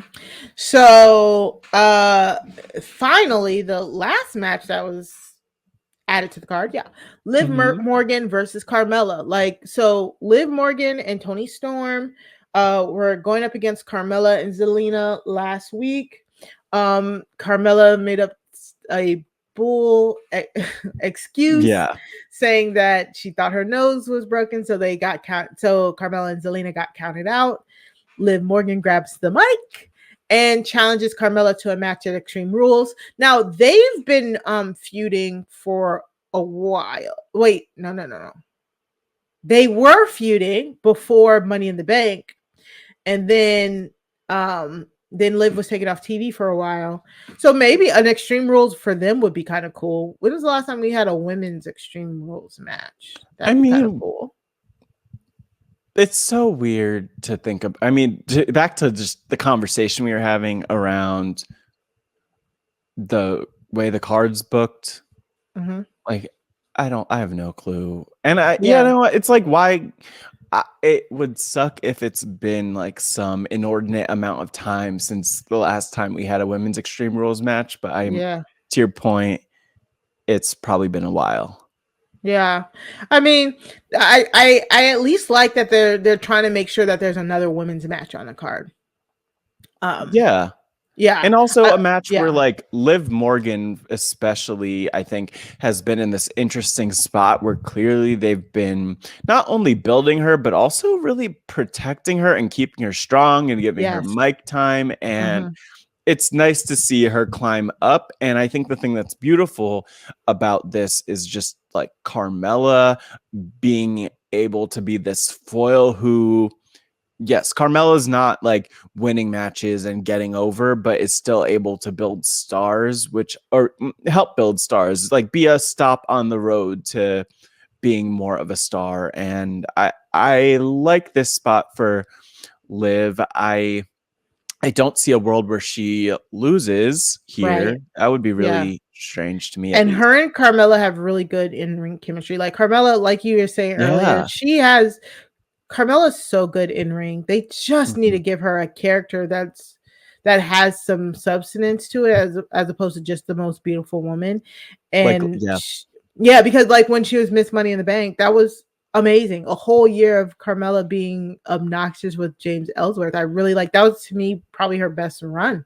Well, then the R-Truth stuff. So like Carmella is always. There was even the Reggie moment earlier this year was like kind of cool. But I guess I want to bring this up because every time people talk about Carmella, I think people reference all of these runs with different guys that she's been with, and obviously like. They're not I think she does a lot to like get them over or works well with that dynamic, but like I just think it's notable to point out that a lot of those runs that we look to where we're like, that was really good, there just happened, there's like a sidekick guy almost, even like R-Truth is kind of like her arguably her sidekick or like her buddy at most, but like you know, there was Enzo and Cass and others, but I pointed it out because I'm just like that just occurred to me. It's not disparaging to say that she works better with somebody else, like with a partner, mostly because just here with her and Zelina, it was amazing. Zelina's like, oh my God, are you okay? Your nose, you know what I'm saying? Like Carmella is just really good at playing off of people. She might be better playing off of people than playing to the crowd.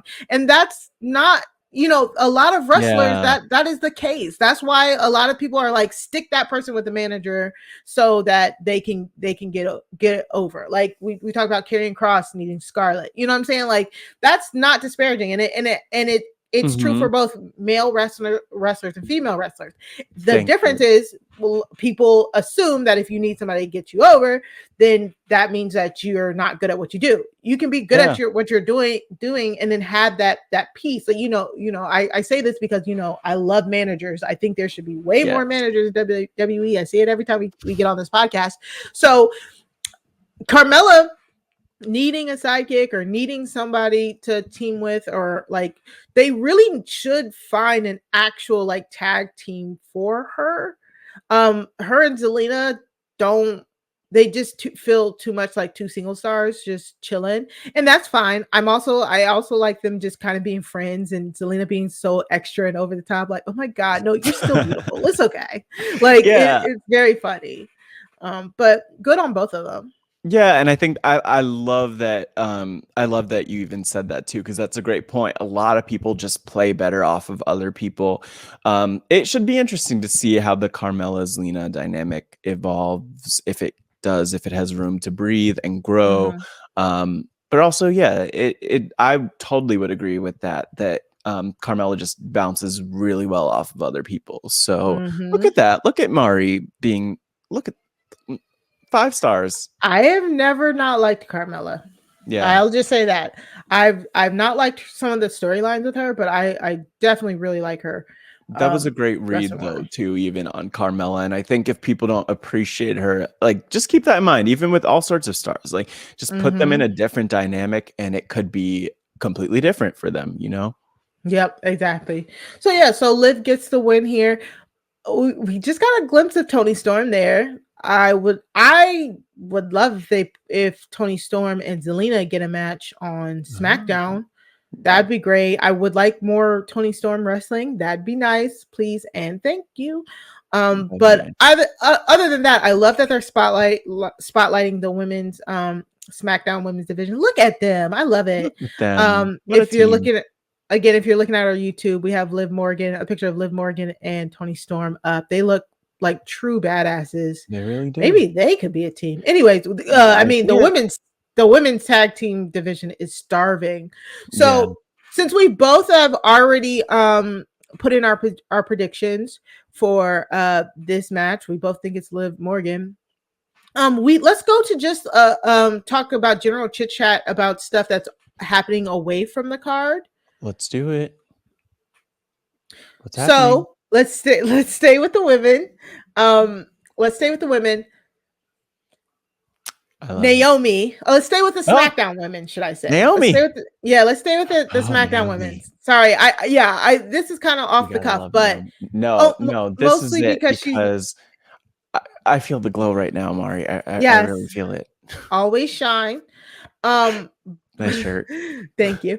But so Naomi has been, for the past 2 weeks, Naomi has been telling Sonya Deville, actually it's been like 3 weeks or so. She's like, I want a match, and Sonya Deville keeps blowing her off. And this past week, Naomi went up to Sonya and said, I want a match. Sonya's like, we don't have time. You'll get a match eventually. Yes, Naomi told Sonya to get off the phone. She basically kind of like demoted her a little bit, got very intimidating, say, I am a 2-time SmackDown Women's Champion. She backed her up against like a corner and she got in her face and was like, you will give me a match. And then we found out during one of the matches on SmackDown that Naomi was fined some money. Yeah, she was fined for accosting SmackDown general manager, SmackDown official. So rude. Sonya Deville. So this is great. They're playing into what all of us Naomi fans have been talking about, what Matt dreads, and what I talk about is I do dread it. The fans want more Naomi.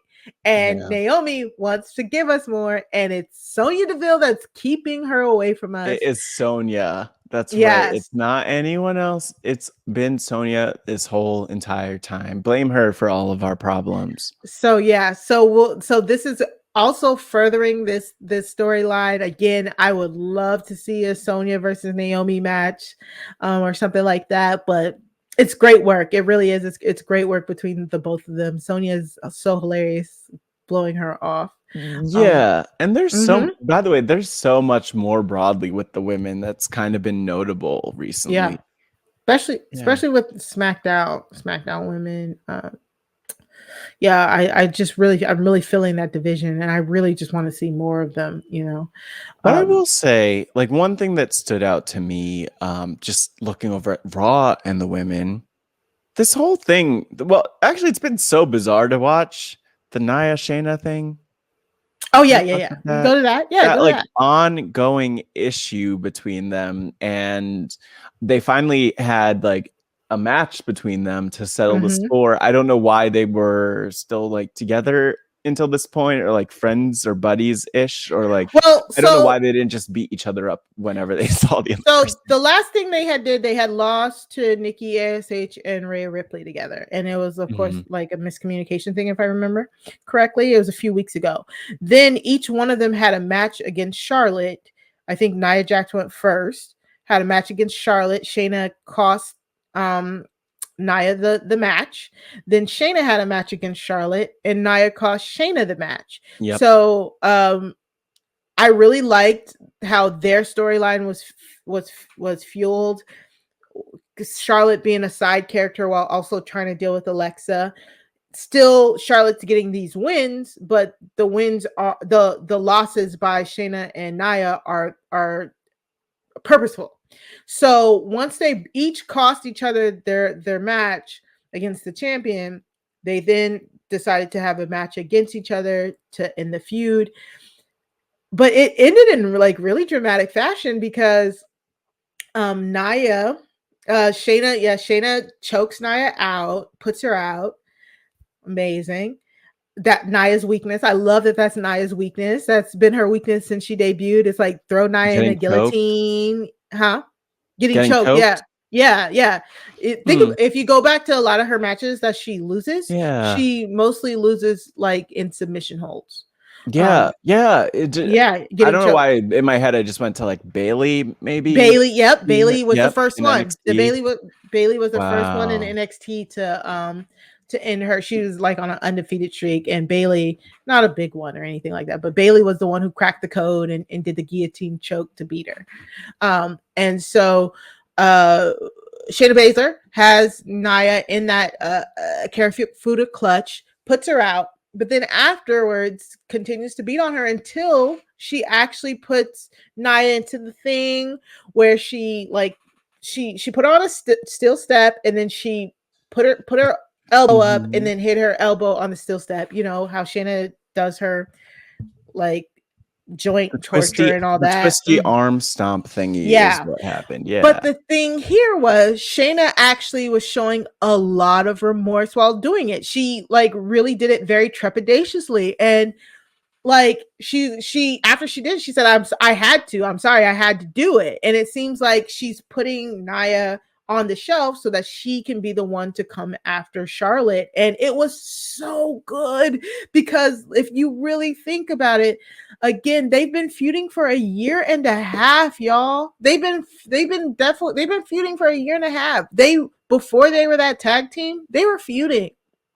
And their teaming together was kind of like a feud. Like the whole time they were kind of feuding. That's really smart. Because like I hadn't really thought about it like that, but they started feuding and they kind of have been like they were kind of forced together, and now it's just kind of breaking at the seams. But it's been ripping like from the very beginning. They were odd couple, and then they were like lockstep. They were like they took the championships away from the Golden Role Models, and they were lockstep. They were like friends then.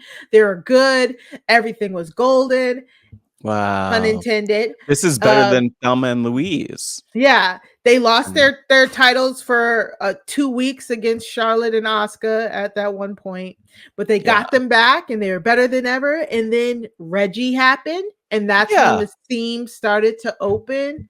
But they didn't let a man tear them apart. They didn't. What ultimately tear them apart was ego and each other, and we love that. And you know what? Maybe they'll come back together. Oh yeah, that too. But like honestly, let's be real. But yes, you're right. The man didn't come between them, which is amazing. So this is when you really think about it like that. When you really think about it like that, this has been like one of the really good long-term storytelling moments. And again, it shows its head here because Shayna really wanted to win. She won. But then after that, she had to put Nia away. And she knew, like, if I want a shot at that title, I need to get Nia out of the picture. But she still remembered the fun times that they had. So it was really hard for her to do that. And I love this. Again, I will say I love main roster Shayna Baszler. I used to not like her on NXT because she was a charisma vacuum. And now she is on the main roster. They are letting her act. She is an actor. House down boots. The theater. Yes. And you know, people didn't like when, you know, Shayna was chasing Alexa Bliss's doll around and all that, but I love that Shayna is giving me emotions and range and just charisma, and I love that, and I'm so happy for her because I can't believe I didn't like anything she did in NXT with that long reign and being boring. So but you know, the beautiful thing, the thing I really like about this is I feel like it comes full circle because now we know what she brings. We know she has the charisma. We know that she's able to bring the humor, all of the things. And now we're getting Vicious Shayna, who has shades of NXT Shayna, who I liked, but also was terrified by and also wasn't like excited by in any way. I think beyond the charisma vacuum thing, I think that like the thing that was unfortunate about Shayna then was that Shayna was indomitable and you could not beat Shayna in NXT in any way. And it was that MMA style, which also isn't even meant to be the most exciting on top of her being in the MMA style. So, on top of her being a heel and working a more like a less flashy style. So this is cool. And I wonder where it'll go. I do feel like we've been getting a lot of really good, interesting stuff from both of them, actually, not only in the dynamic that they've had together, but even just recently. Like, I've been really interested in what's Nia doing. And part of that was her I was gonna say punching somebody in the face, but like it was just we don't have to talk about Charlotte getting punched in the face and shoot work, whatever. But like Nia just looks so vicious and real in there, and I also just like that we're getting that viciousness back from Shayna rather than like the goober thing that we got, which was nice while it lasted, but it's nice to see kind of them. How dare you call Shayna a goober? I know that was me quoting myself from earlier this year. I was not, I could quote myself. That was old me. I've grown. I probably would put up a notes app apology, but it's been too long for me to remember when I said it. So come to find out, Nia, I think, got surgery on her shoulder or something. So, or something to that effect. So I think Nia was injured. So you said what? When did that happen? I think it was just announced this week, like maybe a few days ago. Yeah, after this happened. So but it did say she's out indefinitely. It did say she's out indefinitely. So this could be a kayfabe work. I don't know. Remember that time that Nia took off to have surgery on both of her ACLs? Oh yeah, and we did. I wonder if this could be a situation like that. That was actually wild, and I think also very well. Probably documented on Total Divas. I think even though I don't remember. But yeah, like maybe it's a situation. Hopefully, it's a situation like that. Like take time away to recover, to get healed up, to get your body fixed, whatever that is. If it's a shoulder, get that fixed. Hopefully, it's not anything that was injured out of nowhere. It did seem like it was something that was like an injury that just occurred. I'm assuming it wasn't. No, from what, if I'm a guess, if I'm gonna be fully honest, I think they went this route to get her the time off. I think she probably had a lingering injury. Right. They used this storyline to help write her off TV. That's what I would guess. I don't think it was an in-ring injury or anything. I agree. Like that. I agree. That's why I thought of the ACLs too, because that was a lingering injury, which is insane. And I don't even remember the extent to the ACL injury, but it was bad enough where she had to have both of them operated on, and yet not bad enough where she was still able to like work and do things. But I mean, hopefully she is able to rest up and kind of get to 100% or as close to 100% as possible. Right. So good goings on there. And then just to keep with our trend of the women, Rhea Ripley and Nikki ASH won the women's tag team. Best tag team ever. This has Hello, to be everyone, and welcome to the Wrestling RHAPup. My name is Matt Scott, and my co-host, my tag team partner, the Nikki ASH, aka Nikki Cross, to my Rhea Ripley, Ms. Mari Vorth. Ms. Mari Vorth, Mari, how are you doing today? I am not good because I did not want the tag titles to be on them. Like I don't think anyone did. It's so annoying. It's just like even fans of them didn't probably want. You know what? Actually, here's the annoying thing about that situation for me. It's just that they could have done this in a way, even the feud with the Charlotte and the Charlotte.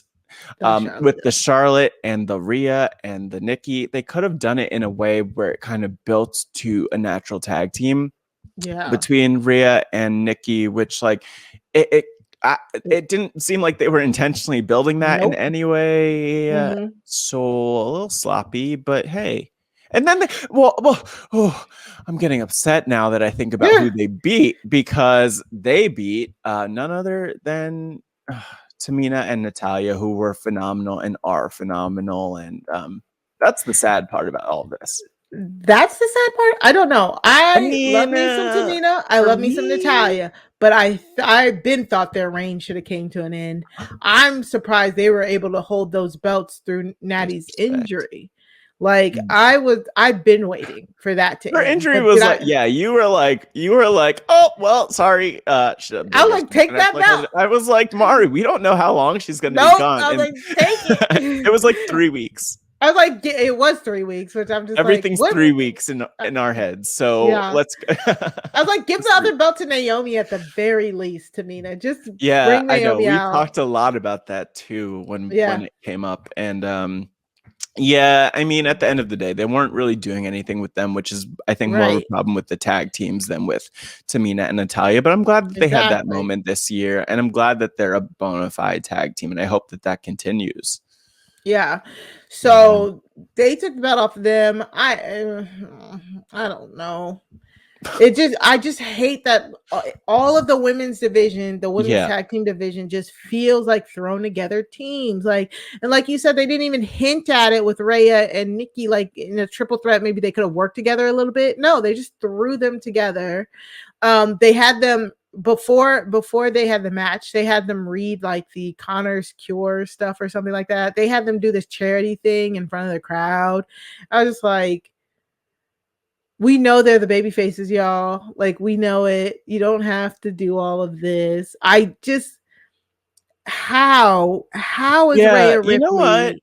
I didn't even think about that. That was actually kind of bizarre, because very exploitive. They don't normally do that on camera on the show, which, I mean, don't get me wrong.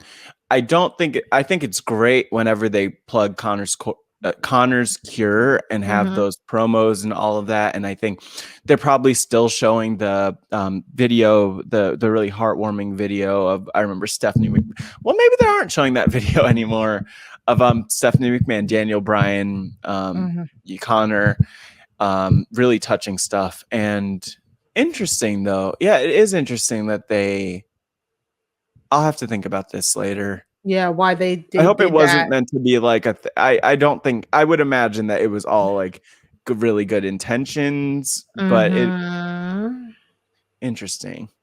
Yeah.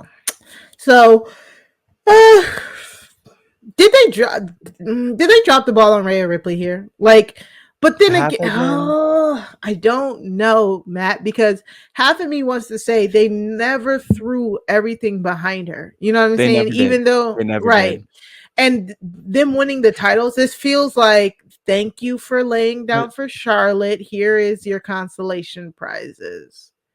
Yeah, but at the same time, the other thing that comes to mind for me is just that Rhea was sort of doomed from the start of her reign, not inherently, but just like beating Asuka. Where's Asuka? Recovering from an injury. Oh yeah, was it the mouth injury or a different injury? No, oh the yeah, arm. wait, no. Remember we were talking? Yeah, the arm injury. I don't remember if we talked about that. We didn't talk about it. I do remember seeing a picture on Asuka's Twitter of like the arm recovering, and then I also know that she had like her tooth replaced too. So it seemed like a lot of things were being fixed up with Asuka, and she's still putting herself in different memes. It's hilarious. Wait, hold on. I'm just saying, if you're not on YouTube, you're only getting half the story. And I'm gonna click on this. Okay. Oh, her in Dragon Ball, yeah. Dragon Ball Z. Is this Dragon Ball Z? Asuka. Okay, we got Dragon Ball Z Asuka. Let's keep. I do think. What are your settings here? They're all flagged as like sensitive. I'm literally not logged in. Asuka as what's face? I don't know why I'm Thanos. Okay, we're gonna go for it. Yeah, but let's keep going. For those of you who are listening, more Dragon Ball Z Asuka. Check us out on Asuka's YouTube. Twitter at WWE Asuka. Because she has literally just been photoshopping herself into like random like anime, random like movies or she learned how to do like the face morph, so now she's putting herself into videos.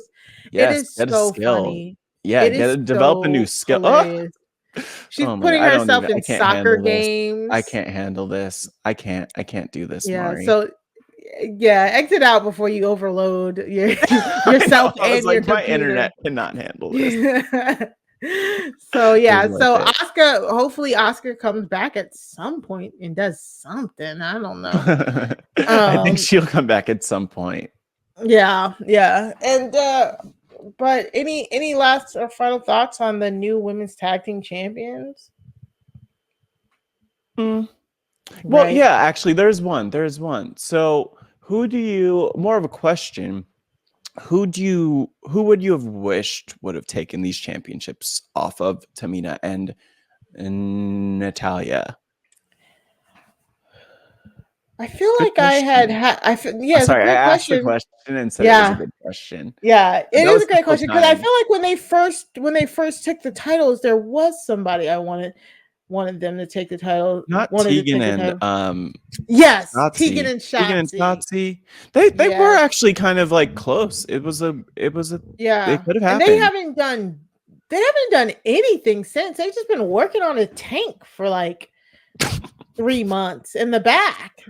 Every shot we see of Tegan and Shotzi is just them in the back. I wonder if they're waiting to get drafted somewhere. I don't know. The more you don't know. Yeah, I was gonna say the more you don't know. Yeah, I think it was Tegan and Shotzi.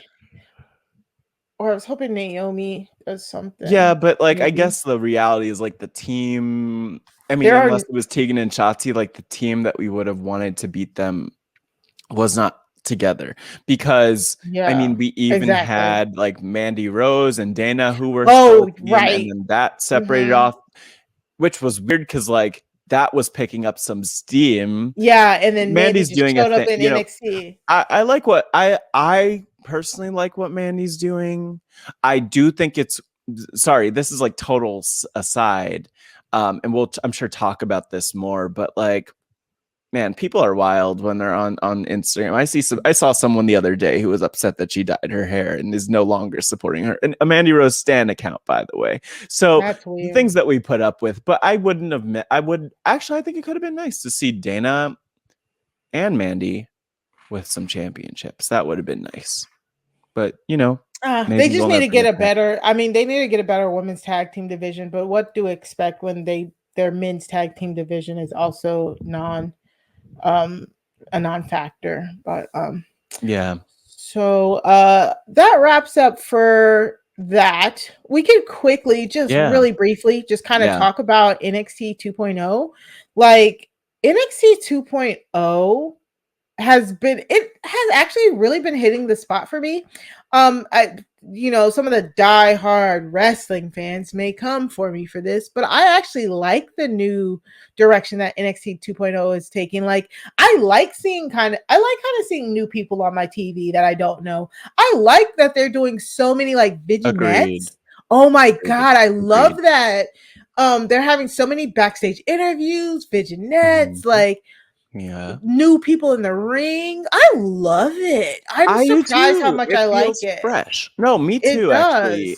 It feels very fresh. I mean, it is very fresh. Like, it's not just like a slight shift, it's a total shift. And total shift. But I like, it's interesting to see the choices that they make. Like, Braun Breaker overall is really interesting to me. Like, there's some stuff happening. He's so good. When he talked, when he grabbed the mic, when Braun Breaker grabbed the mic this week on NXT 2.0, I literally got chills because that man is a Steiner through and through. If you don't know, Braun Breaker is Rick Steiner's son. And I was like, oh my God, I love his voice. And then he can go in the ring. Matt, they're saying he's only been a pro wrestler since February. Yes. Oh, no. This February. Wow. I mean, I'm not surprised, but I am kind of surprised. And I'm not even upset about it or anything like that. I think the thing that's cool about he just has that energy. Like, it's funny. I was looking at him from NXT, from just like just his performance this past week, and I looked at him. I was like getting some Mojo Rawley vibes, but then I was also getting like Matt Morgan vibes, but like Matt Morgan like squished down, like not as tall, but like a lot more charismatic and capable. And I do think it's such an interesting choice that they're putting him really like right next to Ciampa and teasing things there. Like, that's bold. That's really a bold choice. They have a lot of confidence in him. Yeah, but WWE, like, in what world would they do that? Like, think back 20 years ago. In what world would they put like Spike Dudley next to their Stone Cold Steve Austin or whatever? I just feel like that's something that they do, and I like that we're getting that with NXT the last 2 weeks of 2.0. Yeah, so we have a picture of Braun Breaker right next to Tommaso Ciampa because they had a match versus Pete Dunne and Rich Holland this week. And this is what I like, because Rich Holland is also, like, from what I understand, like he's new to WWE. I don't know if he's an indie wrestler, but they're like, the veterans are literally helping the rookies here. And this is, I like it. I really do. I think that WWE did a very good job of saying, like, they realize they cannot compete with AEW when it comes to the just pure wrestling product and trying to get indie people to come to NXT as opposed to AEW. So I think they were like, they're like, well, let's just not try it. Let's go back to old school NXT where it's developmental. Let's push these kids out there, see what they make and build them up. And I think it's very smart business wise, and just from, it feels like you said, it feels so fresh. And as people who consume so much wrestling, it's just so much. I feel better about watching it. And now I definitely feel better watching NXT 2.0 and AEW because it doesn't feel like they're trying to do the exact same thing. You know what I'm saying? Like, it feels like, because I love it. I really do. And I've said it. I'm more of a storyline person anyways. I love good wrestling. But I do love storyline build, and them giving all of these youngsters vignettes, like giving them a little backstory. I like it. I really do. So could we just talk about the women, of course? The women. So where do we even start with NXT? I mean, Elektra Lopez and B-Fab is interesting to me because, to me, when I watch them, I'm like, this is definitely developmental. But they need to have that opportunity, those reps, that opportunity to grow in the ring, each of them. But again, I mean, looking at it from a positive standpoint, it's a bold choice to put two of the women who are still clearly growing, or two of the people performers, not even women, but like two of the performers overall who are clearly developing, like in there across from each other. But I love it because we've kind of just seen BFAB stand there and not getting messy, and sometimes it's a little bit awkward, but look, we've got Elektra. I mean, I'm here to see how it goes from here on, but just the intensity between them is cool to see. It felt like it came out of nowhere the last couple of weeks, but I mean, that's, I guess, a lot of what NXT 2.0 is, and I don't mind it. Let them develop. I agree. I definitely agree. I think, first off, Elektra Lopez did really good in her squash match. Totally. I was like, wow. Like, I don't know if she was a former indie wrestler or anything like that, but she looked good. She looked good. So her versus her BFAB might, I think she could carry. I think she really could carry because, like we said, BFAB is very green. But I am looking forward to this again more because they built the storyline to the point where it can hold, and the match just kind of needs to be serviceable. So I love this, and you're right, it is developmental. This is developmental right here, so they got to get those reps. But it's so clearly developmental, and so it's not that you can't be mad at it, but you have to, like, for me personally, I appreciate that they have this time to grow, because it's like the only way. Because like, if you need to be good enough to a certain point to be on TV anywhere, you're not going to learn the lessons that you learn from being on TV in the back. You're not going to learn the lessons you might learn from, like, even getting some of that negative feedback, which, like, I'm not encouraging hate to anybody, but please no. You do grow and learn a lot, and that's more pressure for people. That's also more kind of like security in a way, because you're in the middle of a storyline, so it's like, I have to, like, put in the time. I need to put in the work. I need to do what I can to get over. And so I'm happy for them that they have this chance to grow. And I hope that we start to see, not like tomorrow, not next week, but like, I hope that we start to see more of these moments. And I could imagine seeing more of these moments where we just have different stars pop up for either feuds or WWE or NXT, but WWE really giving them the time to develop these specific characters in these moments. And then once they felt like someone's like at the right place, focus on someone else and shift to someone else, is like the new developmental project, is kind of what I would say. And they really are, because like this dude Tony D'Angelo has gotten 2 vignettes. He's giving off like a Sopranos vibe. People are digging him. We got, I think the dude's name was Zion Quinn, was like holding these doors open for ladies, and this other dude tried to walk in and he punched him for like trying to like not be courteous. We had Carmelo Hayes and Tricky Williams like in the back. Apparently Carmelo Hayes, I guess when he won that breakout star tournament, he has like a contract that he can like cash in. So he was kind of talking a little bit of junk to, I think it was Kushida or Roddy, one of them two, I can't remember. But while also Ivy Nile is another woman who's popped up on the roster in the Diamond Mine storyline. Oh yes, and hit what's his face? Hit Kushida with like this Superman type of punch, or Superwoman. I don't even know. Superman punch though is what the move is, right? Yeah. Like taking out Kushida before the finish of that match, before Roddy won the NXT Cruiserweight Championship. Exactly. So like, we're getting all these different people introduced, and you know what it kind of reminds me of, but like a positive version of this? It reminds me of when, like, in 2005, 2006, the Diva Search was a thing.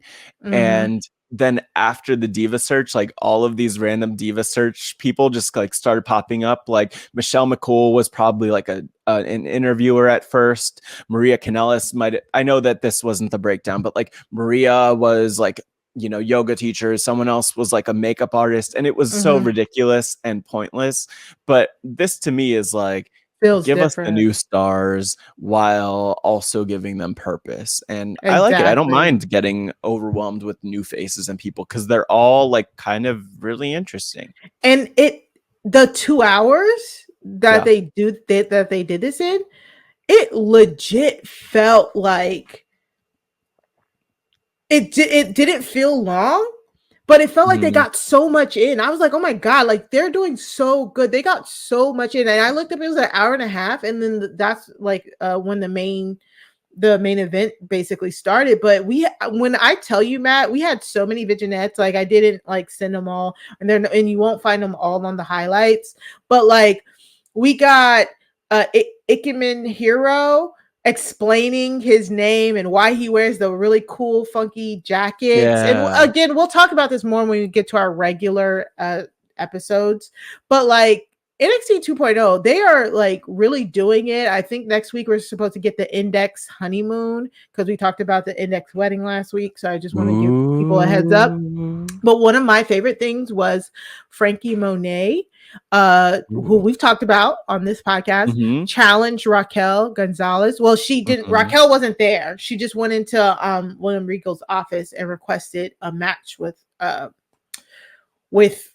Raquel, and she got it. But as she was like walking away, this girl Lash Legend rolled up and said like, oh, you know, good for you, you got your title match, but best believe I'm coming for the title. And then she said, next week I have my own talk show. It's called what is it called? It's called Lashing Out with Lash Legend. And so next week Lash Legend is gonna have her own talk show. So it's like I'm really excited. Like honestly, I'm really excited because it just there's just so many new fresh faces. I will say though, just as a cautionary note for people, that if you search Lash Legend on Instagram, you're going to learn about a beauty supplier. Free worldwide express shipping to 150 plus countries, lash supplies, and thin base mid stem crystallized fans. There you go. Lash now, pay later. Lash now, pay later. That wasn't an ad, but it could be. That did so. I feel like we should have gotten paid for that. I mean, I didn't say their actual Instagram handles, so that's where we draw the line. But yeah, that's where we draw the line. But yes, I will actually be able to find Lash Legend on an actual Instagram. I'm sure you will too. Actually, it's just at Lash Legend WWE. But avoid the makeup brand because it's like Lash Legend, the wrestler's a lot cooler already. Yeah, and Lash Legend is her real name is Andrielle Howard, and she was like a former women's basketball player or something like that. Yeah. So Texas A&M. She's probably been on Big Brother with like Cliff Hogg and Haley. Yeah, exactly. So she is a very tall woman. I love it. She's very like she seems to have like the charisma down. So I want to see. I can't wait to see her. And then finally, just rounding it out, we got Toxic Attraction. Mandy Rose, the aforementioned Mandy Rose, came out with her group Gigi Dolan and JC Jane. They just got that name, Toxic Attraction. They're like wearing black. I mean, like it still is Mandy Rose, just brunette. Like I thought they were gonna try and change it up again, but no, she's still like a sex kitten, but it's kind of like dark goth sex kitten. I don't know. Yeah, and I will say that I don't know who said this. I just wrote down Mandy Old News Rose. She did make a comment though, like that the old Mandy was the beauty, and then this Mandy is the beast, which like. You could be both. You don't need to. I know. That was cute though. Yeah. And Toxic Attraction, Mandy finds herself in another 3-woman group here. This is Shades of Absolution. This took me back to the Absolution days. So, and conveniently, they have a title match. They came out, they wanted a NXT Women's Tag Team Championship title match, and they're getting it next week against Io and Zoe Stark, Io Shirai and Zoe Stark, who we literally have not seen on TV that much. And this is right before the draft, so I can honestly see Toxic Attraction maybe winning that. And I think Io needs to get off of NXT. Like she like needs to go either to Raw or SmackDown. I will see. She's so solid though that like with the way that they're developing people, it is helpful to have people like Tommaso Ciampa, for instance, who have this incredible skill, who are able to help kind of pull others up. And EO is definitely one of those people. So I agree. We'll see I what we do get. agree with Honestly, that, but there's no guessing what they'll do. We know that. Exactly. So I would personally just like to see her on the main roster, just because I feel she's definitely done everything she can do in NXT. So agreed. But we'll see. But that's it. As always, all of the highlights that we've talked about today can be found in our show notes and our show description down at the bottom somewhere. Yeah. Yep, bottom of the thing. You can subscribe to our podcast at RHAPhasawebsite.com/subscribe. Yeah. So Matt, what do you have coming up? Oh my gosh, I don't even know anymore. The Wrestling RHAPup I have coming up. We're going to be talking about Extreme Rules soon. Definitely Survivor 41 coverage is coming up. We are just wrapping up the Big Brother season, but I don't think I'll be talking about that before it's over, so I'll just be tuning into that. Talking about the YouTube show game Black Widow Brigade over on Silent Podcast. So this week, probably around the same time as this drops, you could also hear the episode of that podcast drop over on Silent Podcast YouTube and the other podcast apps and things. And other than that, I'm out here doing things. You could find me. I don't know. I feel like there's something I'm forgetting, but you know what? You could find me at Matt Scott GW, and I am officially announcing my role as Mari's PR agent. I'm her publicist. I'm here to book her on all things. We want her on the BuzzFeeds, on the NBCs, on the on all of the things. So if you are with Good Morning America, call me. NPR, call me. I could hook you up with Mari. There you go. Mari, where can the people find you? All right. We are back. The Wrestling RHAPup is back. So you'll find us here every week. Yeah. Then I will be on the Circle Roundtable this week, talking about the third batch of episodes from the Circle. Can't wait for that. I will also be on the 90 Day Fiance pod on Monday with Kuya. Hopping aboard that Hot Mess Express. So also we have to plug the Extreme Rules. We're doing the Extreme Rules reaction podcast. So you right after Extreme Rules is over, give us about like 15 minutes, whatever. You can go over to Stereo, download the Stereo app, follow both me and Matt so that you can get notified. We are going to go live after the pay-per-view to give our raw, unfiltered reactions to what happened that night. So make sure you join us for that, because again, if you join us live, you can submit your own audio questions and be a part of the show. But if you're not joining us live, we'll also drop it into our podcast feed. So make sure you're subscribed to the Wrestling RHAPup wherever you get your podcasts, so you can hear that as well.